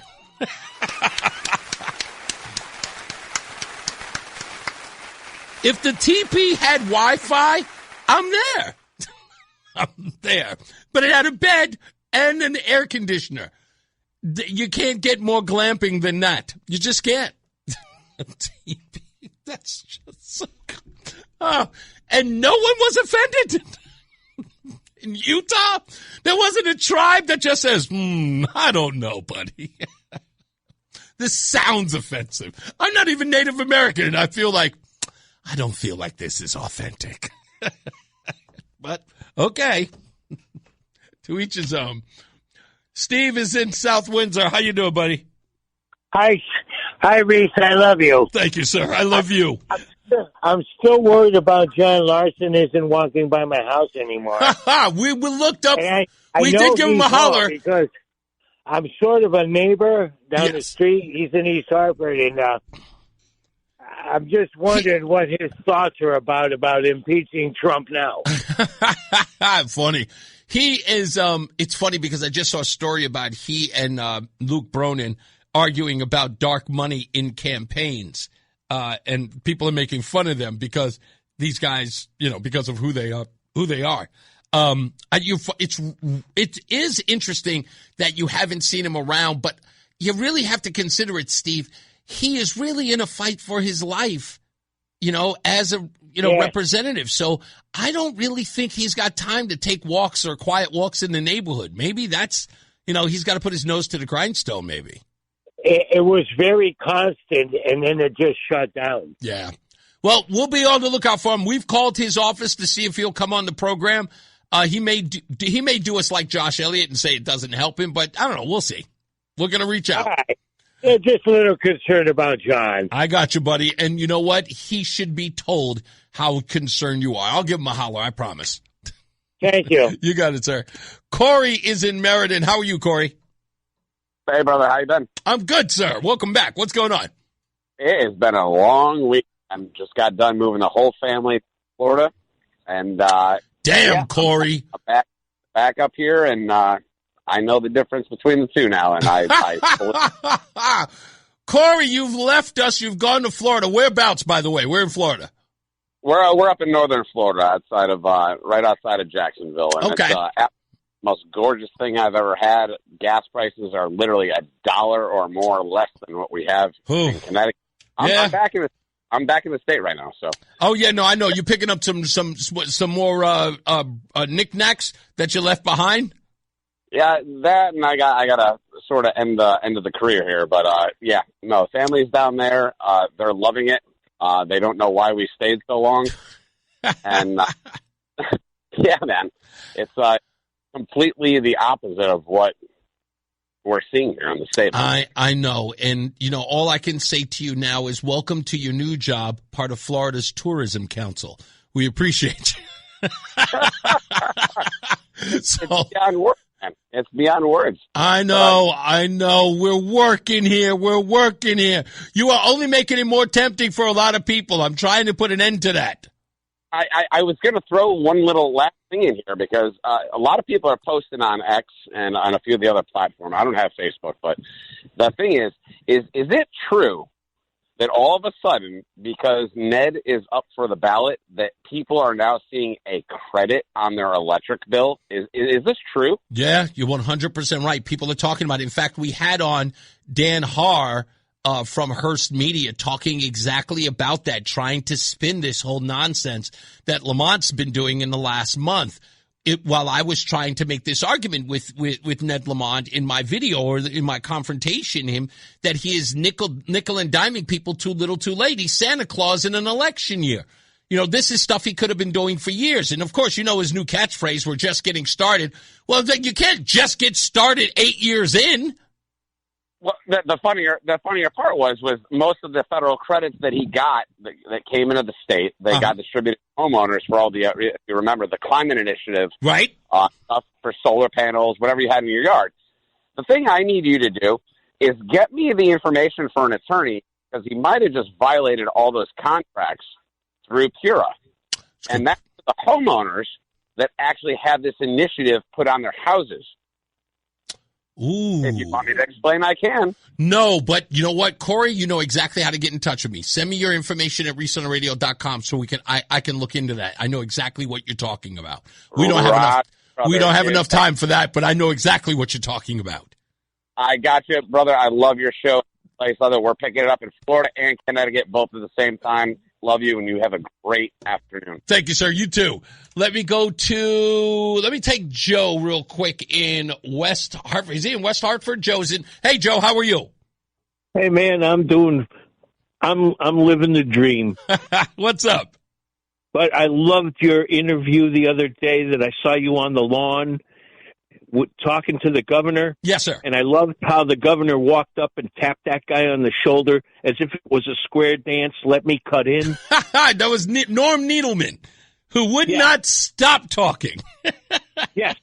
Well, that was great. And then I just want to warn you about Governor Rowland used to have a show, and he was explaining how everything worked here in Connecticut. They took him off the air and sent him back to jail. Look. So be careful. I tell people all the time, I await the hate soon enough. Look, when I know that they're desperate and their message is falling flat because of the work that I'm doing here, I am awaiting every angle that they have to throw at me. And I say this, it only proves to me that what we're doing is effective. And we're getting some results on that. Exactly. And two more quick points. Movie references. Yeah. This is how Connecticut makes their laws. Look up the movie Monty Python when they decided, I'd like to make a new law. I think it should be proper for men to have babies. Oh, yes, I remember it. You remember that? Yes, that's a great bit. That is a great bit. And then the other thing was Outlaw Josie Wales. When you were talking about the teepee, there was a section where the chief said that the Indian woman made a great meal, and I'm thinking about taking up teepee living. Hey, I'm telling you that John Beckman swears by it. He said it was a pretty good deal. He said he thought it was really nice. Thank you. Well, thanks for the chat, man. You got it, man. Pleasure. Thank you so much. Lori is in Glastonbury. Let's go to her. Hello, Lori. Hey there, sir. So two things. On the camping, in the 70s, we had a gypsy moth caterpillar invasion. Ooh. And I was in the Campfire Girls, and we went for a camping weekend. We were in a lean-to, so we had sides, but we had like only two sides, but not like a front and back. So we all go to sleep in our sleeping bags in this little lean-to, and we wake up in the morning. There are caterpillars all over us in our sleeping bags, on our faces. They were everywhere. We all woke up screaming. All of our leaders said, that's it, pack up your stuff, we're taking off. We're not staying anymore. It's everybody to the Motel 6. There are less rodents. That's exactly right. Oh, my goodness. And wait a minute, where were you, in Connecticut? Oh, yeah, right here in Connecticut. Oh, my goodness. How old were you? I believe I was 8 years old. Oh, that had to be the See, I would imagine an 8-year-old girl with caterpillars all over their body would run you crazy. Are you still afraid of bugs now because of this? No. Fortunately, like gypsy moth caterpillars were fuzzy. So, like, you think something's fuzzy, it's a little less threatening. You know what I mean? So but it was gross. It was like we were all grossed out, and we're all like trying to pick them out of all of our hair and all of that. Oh, they were in your hair. Yeah, they were everywhere. Oh my goodness. But I was also thinking, if you're going to be going, what a time to go up to Boston. Dude, I'm so jealous because I don't know if you've seen all of the Tartan Army, like all of the Scottish people that are up in Boston right now. Oh, yeah. It just looks, I want to be there. It looks amazing. It's going to be a big deal. I'm only going to, like I said, it is unfortunate that my brother's going up there for Juneteenth. But I figured, I haven't seen my brother in a couple of years, so I would love to go visit him. So I'm probably going to do that. Well, we'll see what happens. I hope you run into some Scottish people because it looks like they are having the time of their life. They were all in Fenway last night. They're all singing like, and I would walk 5,000 miles or 500 miles. Oh, yeah, I would walk 500 miles, yeah. They're singing it at the top of their lungs all throughout Fenway. I'm like, I want to be there. I want to be with these people. They look fun. Yeah, they probably do. By the way, Joey V says, my wife Lisa remembers that she may have been a part of your camp. Oh, my gosh. Yeah. I think that's what he means there. He says, my wife Lisa remembers that when you had all of the fuzzies all over you. Isn't that wild? Wow. Well, see, there you go. See, Lisa, we survived. Small world. Didn't really go camping much after that, but we survived. Indeed. Thank you, ma'am. I'll talk to you soon. Bye-bye. Take care. You got it. Last but not least, let's go to Phil in Southington. How you doing, Phil? Not too bad, sir. I'm glad to hear you enjoyed yourself at the Little Poland Festival. It was called different. You Friday just at the end and told you about it. I didn't see you there. I left early. I was blown out by the heat by about 2 o'clock, so I don't know what time you showed up. Yeah, roughly about 1:30, and we took a slow walk from wherever the band's playing when you first get there, and we walked all the way to the back where the Jamaican restaurant or the Jamaican food truck was. So we did all the way up. Yeah, we went all the way up and came all the way down. We were only there for, I want to say at best, maybe about 2 hours, but it was fun. It was beautiful. Oh, yeah, it was great. I was probably in the Power Post parking lot at that time where the main stage was set up. Yes. Next to the church. Yes, absolutely. We went in there for a little while and saw some Polish dancing. I don't even know. What is it called? What kind of dancing is that? Oh, you got me. I don't know, but but it was. That's not my area. Those are the Góralkas, the Highlanders. Yes. Well, no. There was actually, it was wild because they had the traditional dancers up there with everyday folk who were out there doing the dances while the band was playing. I thought it was adorable because nobody looked like they knew what they were doing, so it was kind of clumsy but cute at the same time. I heard you when you first got on about the T-shirts. Yes. I said that I remember telling you I'll be the guy in the red T-shirt with the white Polish eagle on it. That's but horrible. There were only about 4,000 or 5,000 of us out there. Totally the point. When I got there, the first thing I said, I thought of you. And I said, coming here looking for a guy in a red shirt is like saying, meet me in front of the Chinese restaurant in Chinatown. It's the worst thing you can. Thank you, Phil. I'll talk to you soon. Take care, sir. Appreciate it. Bye. You got it. Let's get another check of weather and traffic. Mark Christopher's back. He's in the BPS Lawyers Traffic Center. Hey, Mark. It's Reese on the radio on News Talk 1080 WTIC. Mark from West Hartford just sent me a video. His daughter was at the game at Fenway last night, and she said that it was a blast. That crowd looks epic at Fenway. Wow. That's amazing. I love Fenway. I love the Green Monster. I got an opportunity to sit there once, and I still love it. Let's get some music news in ya. News. Aurora, a Norwegian singer-songwriter of the song Runaway, turns 30. Don't know who that is. Gary Lightbody, the lead singer and rhythm guitarist of the group Snow Patrol. They actually have one song that I really, really like. He turns 50. Russell Hitchcock, lead vocalist of Air Supply. Looks like a lot of Air Supply birthdays coming up. He turns 77. Nader Holder, the lead singer and guitarist of the group Slade, turns 80 years old. And rapper Ice Cube turns 57 today.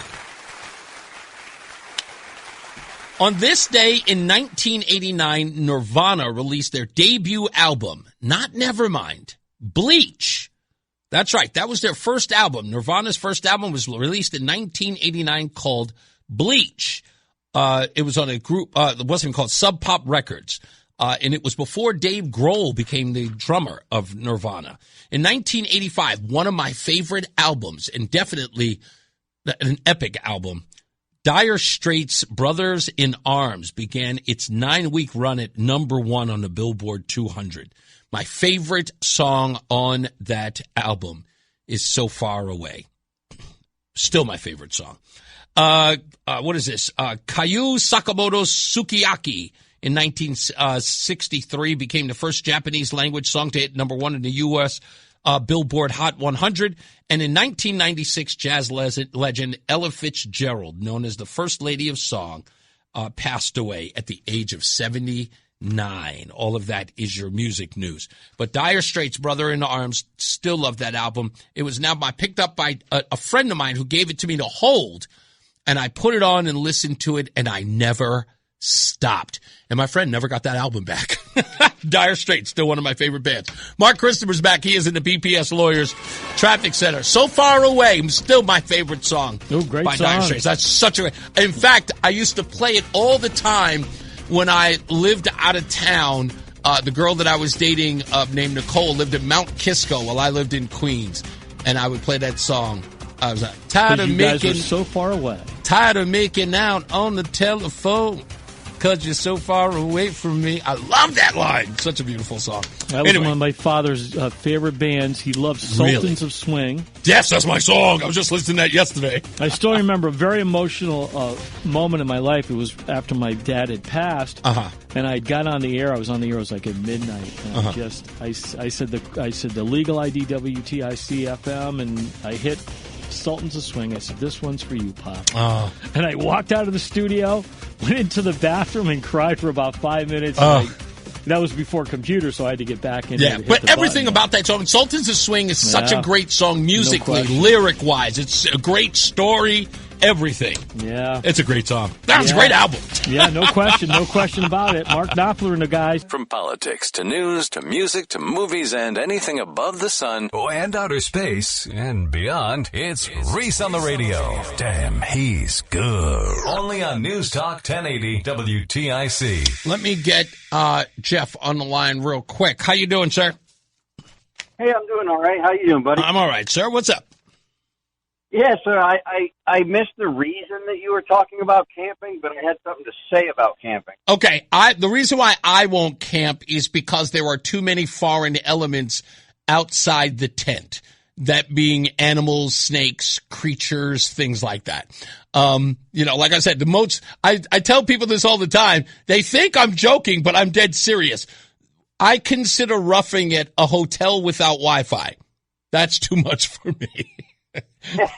So I'm really about the creature comforts of home. So what did you? Are you a camper, Jeff? Yeah, I love the creature comforts of home too. But when I go out and camping, especially when I was a teenager, that was one of my favorite things to do with me and my friends. We'd be 14, 15, 16 years old, and we would somehow procure ourselves a case of beer. A bunch of beef jerky, and then for the morning you brought a few eggs with you and a can of that corned beef hash.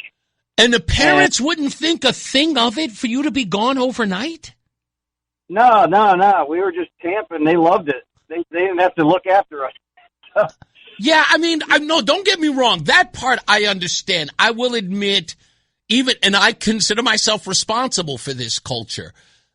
I grew up a latchkey kid, and then I became the hovercraft or the helicopter parent. Even though I came from a latchkey atmosphere, which should have, again, been the natural state of things with my own child. But no, I was a helicopter parent like you couldn't believe. I mean, my son couldn't even get dirty. I was really protective. I think maybe I didn't have a latchkey parent, but I wasn't, abandoned either. Right. And no, I think there's a distinction here. In essence, your parents trust you or even trusted the neighborhood enough that you can go out because someone was in the neighborhood who you all knew and trusted. So it almost felt like that was an extension of home. Does that make any sense? Oh, it was definitely not an extension of home. No? We would march out into the woods for 2 miles. Oh, man, no. And you'd be out overnight and mom and dad, no problem? Oh, yeah. Holy. My dad was an outdoorsman, and he was in Nam, and we grew up very, very rurally in Pennsylvania, so it was not a big deal. Who was your dad, Grizzly Adams? Goodness gracious. What the hell?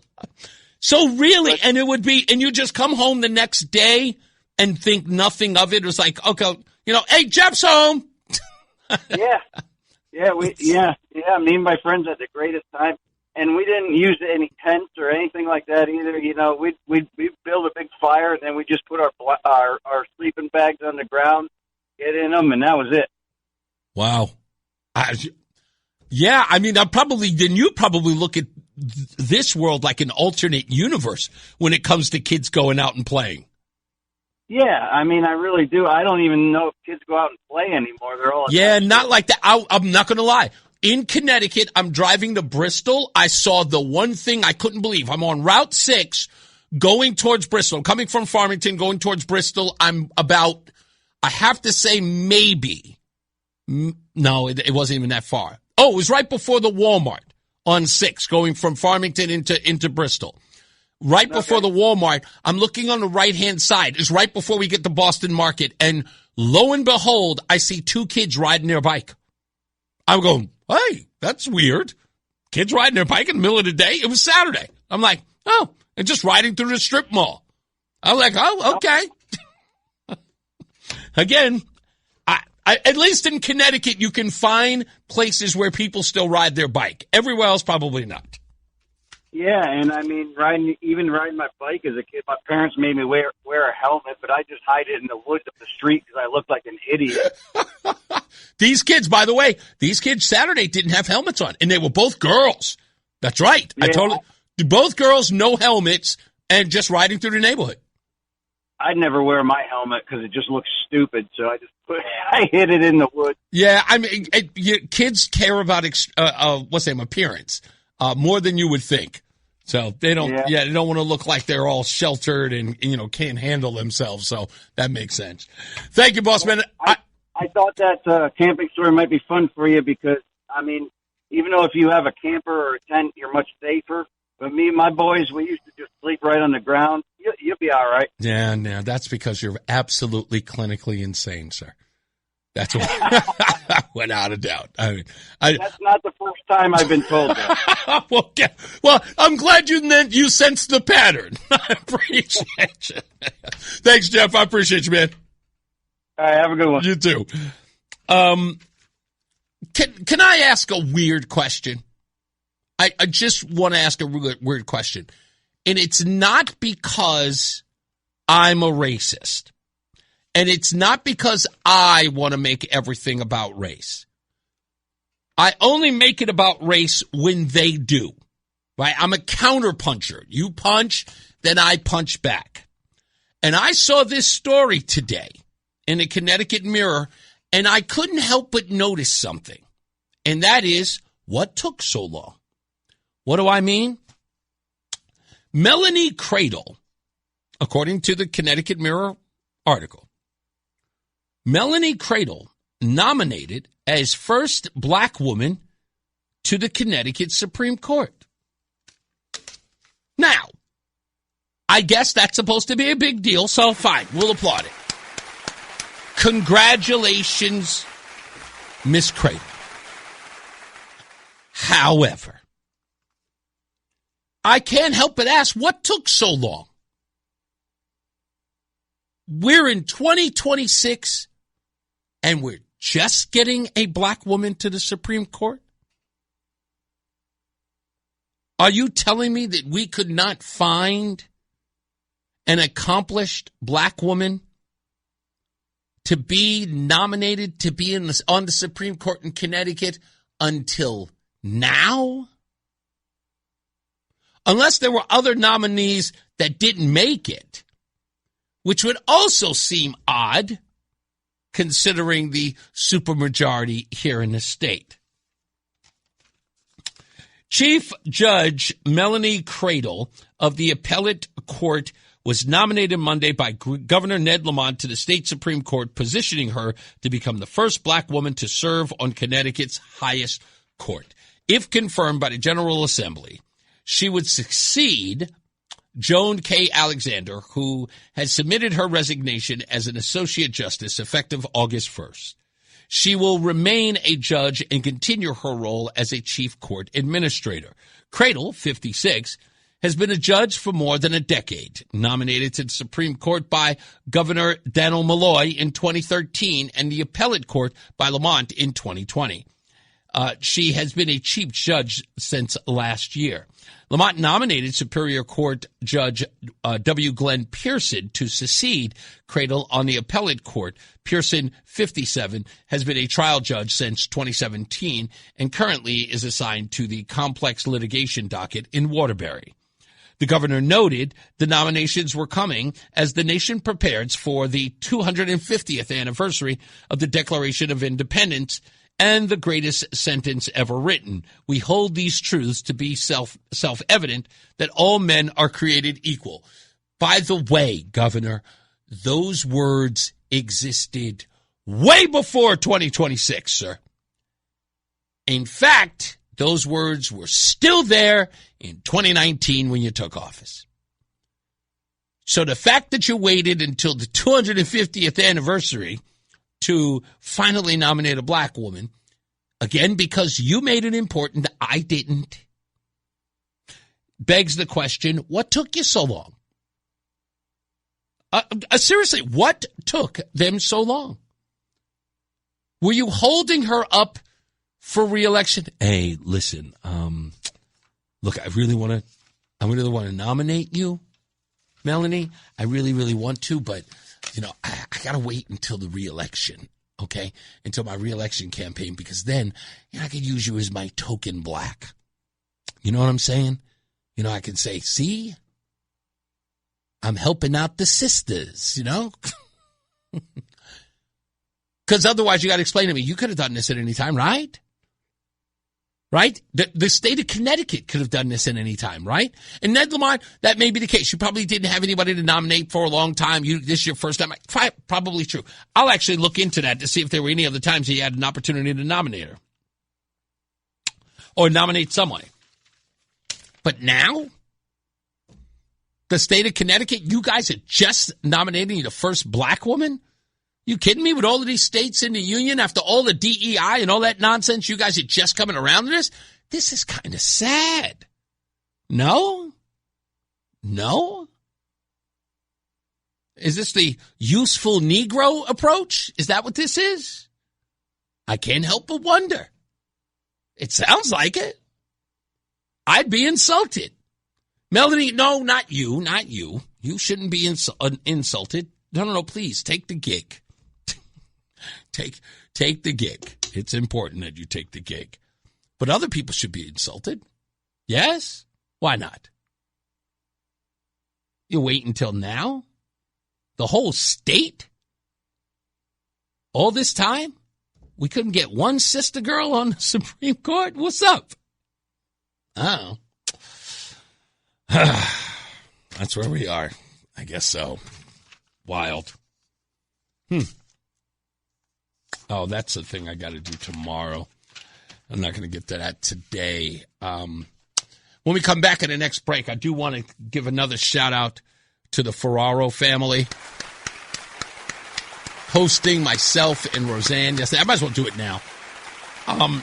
So there will be some people who listen to the show and people who we consider friends that we've been out with that we'll probably break bread with them. We'll try to do as many as we can if you have us. I think it's an opportunity for me to sort of get to know those of you who dedicate so much time to the show. Some of you listen for as long as 4 hours. I kind of feel like, we're family. And the Ferraros were a great opportunity there. David Ferraro, who was here, who works for the Department of Transportation, was a guest on this show. We were talking about slowing down and obey the orange. And, he said his mom was a big fan of the show and wanted to have us over for dinner. So I felt absolutely, I felt obligated to, in the way in which she listens. So I brought my wife. We have dinner with her. And lo and behold, sadly enough, Mama Ferraro loved Roseanne more than me. She sent me so much as a note saying so. Roseanne's so easy to talk to. Goodness gracious. Former state rep Pam Sawyer is on the line. Did they say why they wanted to come on? I'm not familiar with Pam. Is Pam Sawyer a black woman? Good, I want to know. Tell Pam to hold on. We'll get to her in the next break, I promise. And I'll find out why. Because, again, I'm still trying. It says Melanie Cradle nominated as the first black woman to the Connecticut Supreme Court. So I guess former rep Pam Sawyer has something to say about that. We'll get her take on this in a little bit, and I'm glad she's calling. Let's get another check of weather and traffic. Mark Christopher's back. He's at the BPS Lawyers Traffic Center. Hey, Mark. The Odyssey app lets you jump back to the moments you missed from WTIC News Talk 1080. Download the free Odyssey app, search WTIC News Talk 1080, and tap earlier today to get started. All right, we're back. Reese on the radio. Real quick, let me take this phone call from former state rep Pam Sawyer, who kindly called in. I'm assuming listens to the show regularly. Is that correct, Representative? Yes, I do. Well, thank you. We appreciate your support. So you said something I grasped onto that, again, is very interesting. So the reason why Melanie Cradle is nominated as the first black woman to the Connecticut Supreme Court is not because they were seeking someone who was African American, was because she applied. Care to explain? Could be both. Okay. But it's a very complicated application process. Okay. And very intensive.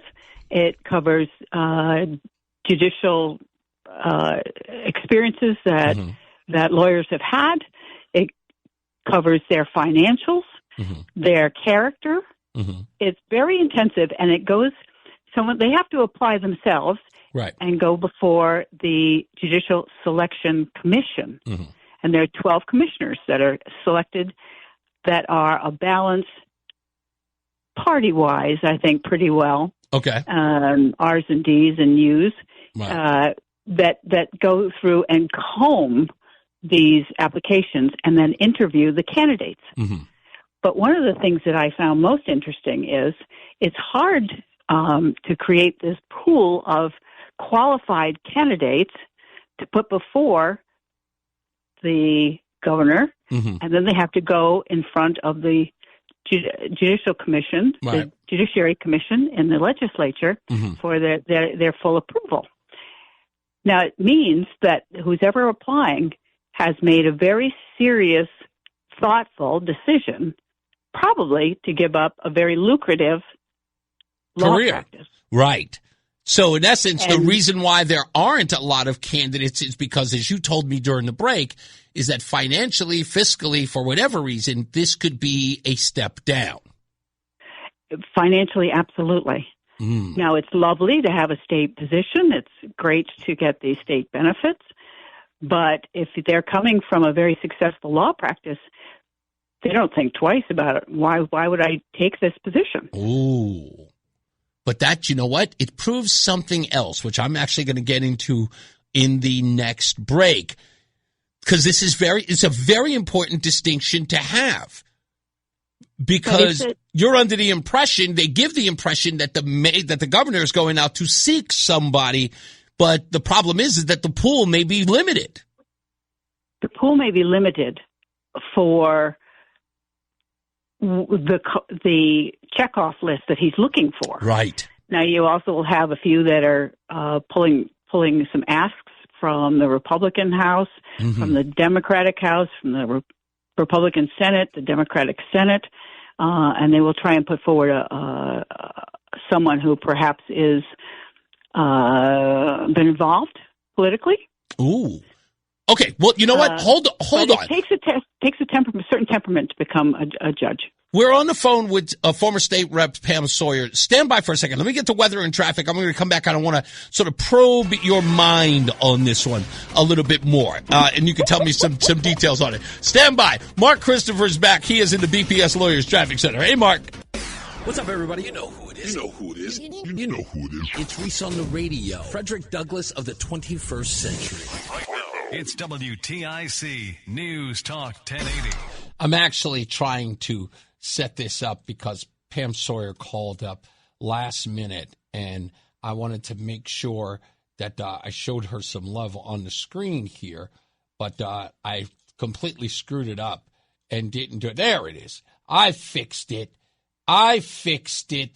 but it's still not good. Anyway, she's on the line with us now. A obvious, avid supporter of the Reese on the Radio program, former state representative Pam Sawyer's on the line. So, Pam, have you been listening to this show? Literally, how long have you been a supporter of the show? Well, since you were a fill-in. Really? And you never called in? No. Okay. You don't need a blah, blah, blah, another politician. Oh, well, I appreciate that. And, congratulations. Because we never spoke, but I know you had a stellar 22-year career. Oh, dear. You looked it up. I do my research. I have to. But I just want to say, thank you for, of course, your dedicated service to the state. And just calling me up again, I feel honored. But you were telling me about this whole process of nominating a Supreme Court justice here, even in Connecticut, and how the person who's in essence being chosen comes from a pool of people who wish to apply. And the reason why this pool, if I'm getting this right, is so limited in many cases is because law practices, people tend to make a considerable amount of money, do very well. And being a Supreme Court justice in Connecticut is kind of a step backwards, especially when we're dealing with things like affordability or people who have futures. You may have a kid in college, you may have a couple of kids in college. Although it's great to have the prestige of being in the Supreme Court, it's not probably the most fiscally responsible thing that you can do. Is that what you're pretty much trying to lay out? Well, it depends on the person. If they are solo, if they are the big breadwinner in the family. Yeah. But if they have the ability to do it because they have a second person in the home, Connecticut's so expensive as it is. But also the Supreme Court, to be a Supreme means an awful lot of sitting and reading court cases. Oh, yeah. It sounds glamorous, right? No. I'm going to say no. I know quite a few of them, and they've come across my life. I've been very and have studied their careers as well. Mm-hmm. Some of them were legislators originally, but they're wonderful people like Ellen Peters, who became the head of the Supremes, coming out of a brilliant law teaching career. Mm-hmm. And so a mix of talent makes a great court, but it also means people have to decide that that's what they want to do. Mm-hmm. And it's not in everybody's wheelhouse. Right. So some people like to litigate. So some people like to be on the outside, and they don't want to be a judge. So it takes a special personality. Is there a likelihood that the reason why there has not been, I guess it's kind of what you're saying here, and it would totally make sense to me, that part of the reason you don't become a Supreme Court justice, even in this case as a black woman, is because it isn't beneficial. It's like, yeah, it's a title, but it comes at a cost. Fair? Fair. Very fair. Okay. And so if you are a very clever, smart, or I'm going to say in many cases a brilliant lawyer, mm-hmm. You're sought after by some of these incredible law firms, you're going to have a different type of career. And would you give that up? So there's a smaller pool of people who want to make this decision to jump in with both feet financially as well as for their career, for the title. So let's put it this way, at the sake of kind of poo-pooing on this whole announcement in the news media, you don't have to co-sign this, Representative. Don't co-sign me if you think that this is a third rail. And I totally appreciate it. If you don't, I will not hold you by the fire or your feet to the fire and say, you got to answer me. But I'm just looking at this as a black man. I have to. There's a part of me that's saying that we shouldn't have to focus on the fact that she is a black woman. We should be focusing on the fact that not many people want this gig. And when they do, it should be treated with honor and respect, because in most cases, people are taking a drop in pay. It is less prestigious. The prestige is in the moniker, I'm a Supreme Court judge, but that's about it, right? It is in essence a noble case, not really one that, and the pool is so thin, it's like whoever we got, we should be celebrating the fact that someone actually wanted to do it. And she's probably an extremely exceptional individual for many reasons. Fair. But I wouldn't have ever guessed. Well, maybe I would have, because a private practice, hell, you could, you probably bill for hundreds of dollars an hour. And if you work for a great law firm, you know, there are so many perks that go with that. You bill by the 10 minutes. You bill by the 10 minutes, right. So what should I'll ask you this, instead of putting your feet to the fire or putting you on a third rail, what should we take from this nomination, excluding the fact that she's an African-American woman? What should we be taking from this as far as giving her reasonable or decent accolades? Take the race, because I think race should play no factor. What should we be celebrating about Melanie Cradle's nomination? She must have an incredible background. Okay. That she has built herself, mm-hmm. whether it's a she or a he or a they. Right. To get this far in the process and be chosen. It's impressive. Okay. Right. But and she's made many, many hard decisions.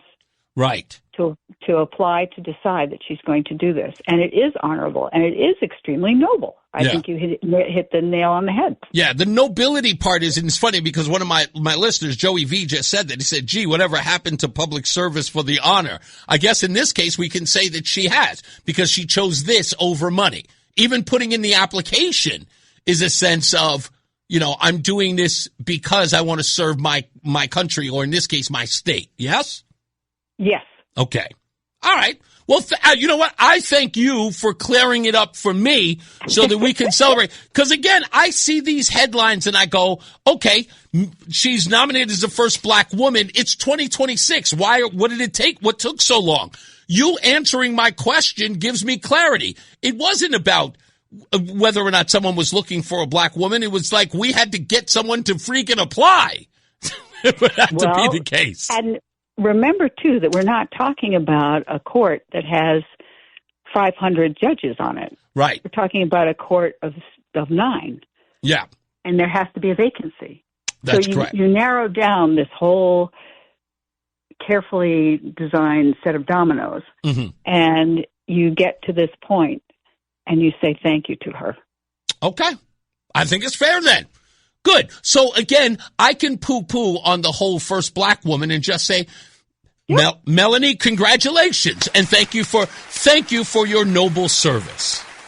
Yes, absolutely. Okay. News media did me in again. Representative Pam, former Representative Pam, so I'm still going to call you Rep Sawyer.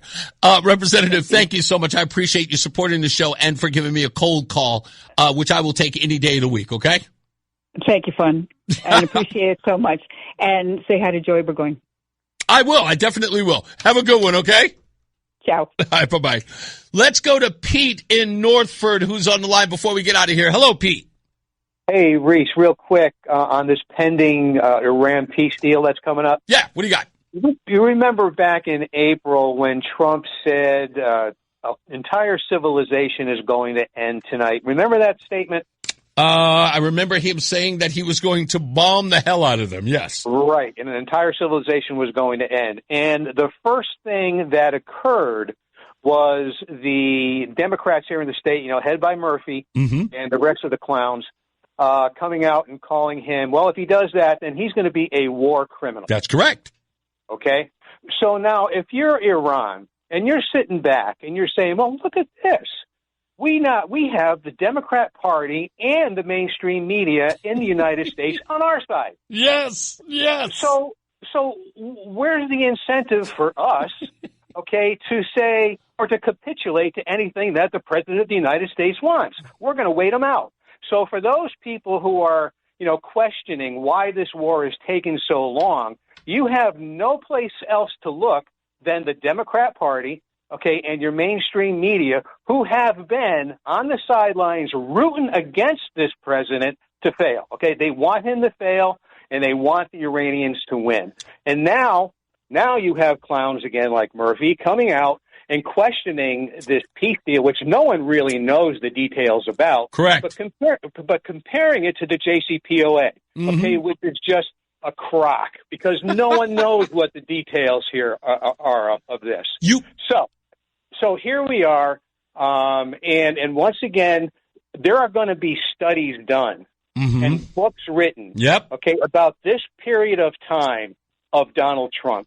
And people are going to start questioning, how can people who are constantly lied to day in, day out for 10 years about a single individual believe anything that the opposition tells them?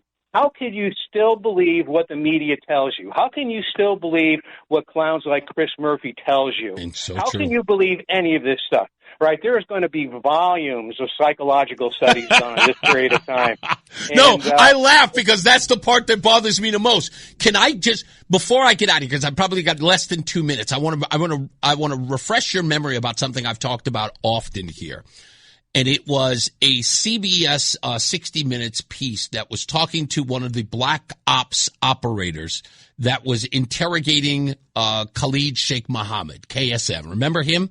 Absolutely. The architect of 9/11. No, the architect of 9/11. Yep. They got him in some hole. But the black ops operator was talking to Leslie Stahl, or one of those guys over at 60 Minutes, and was talking about the waterboarding of the torture that they were putting him through so they could get information that would lead to Osama bin Laden. And the guy tells the 60 Minutes reporter, your liberal government, your liberal media will hate you for what you are doing to me. That's what Khalid Sheikh Mohammed said to them. Yep. Absolutely. And a guy who had been hiding out in a foxhole, a man who was hiding out in a cave, knew more about liberal United States and how they would turn on the people who are risking their lives to go after the person who is responsible for the worst terrorist act in the country. And he knew that those people would betray them. He told them they are going to turn on you for what you did to me. And the black ops guy is going, wait a minute, you're Khalid Sheikh Mohammed. What do you mean they'll turn on me? And he said, when I got home and I heard the president of the United States talk about how that torture is not who we are and was condemning us for it, he was like, it was the weirdest thing I'd ever experienced in my entire life. But that's the point you're making, is that here's the guy in war trying to get these people to get off the idea of a nuclear weapon, and the people at home are undermining him, in essence putting a battery on the back who are trying to kill us. Yep, there you go, and that's it in a nutshell. Okay, the enemy knows us better than we know us. Damn right. And it's a shame and it's sad, but let's see what happens here. And real quick, Reese, I'm not sure if you're going to make it Wednesday to the tournament. You had talked about it, but if you do, I'm looking forward to meeting you there. I promise you I will be there. I'm going to get up at 7 o'clock. It's literally about 30 minutes away from my home. I will be there by 8 a.m. Great. Looking forward to seeing you there. Thank you, man. You too. Have a good one. Bye now. You got it. That's our show. As I always say, radio is free, and we thank you for paying attention. Remember to keep JC in your hearts and in your mind. Sean Patrick, we love you, and we miss you. Remember that panic is not planning, so plan your work and work your plan. Me, I'm Reese on the radio. You have a good night and a pleasant tomorrow. We'll see you back here at 2 p.m. Thank you, Pam Sawyer, for calling up, and thank you for always supporting the program. All of you, you know I love you to the bottom of my heart. Well, as I used to say to the kids, the bottom of my heart. Mark Christopher is in the BPS Lawyers Traffic Center. Good night, sir.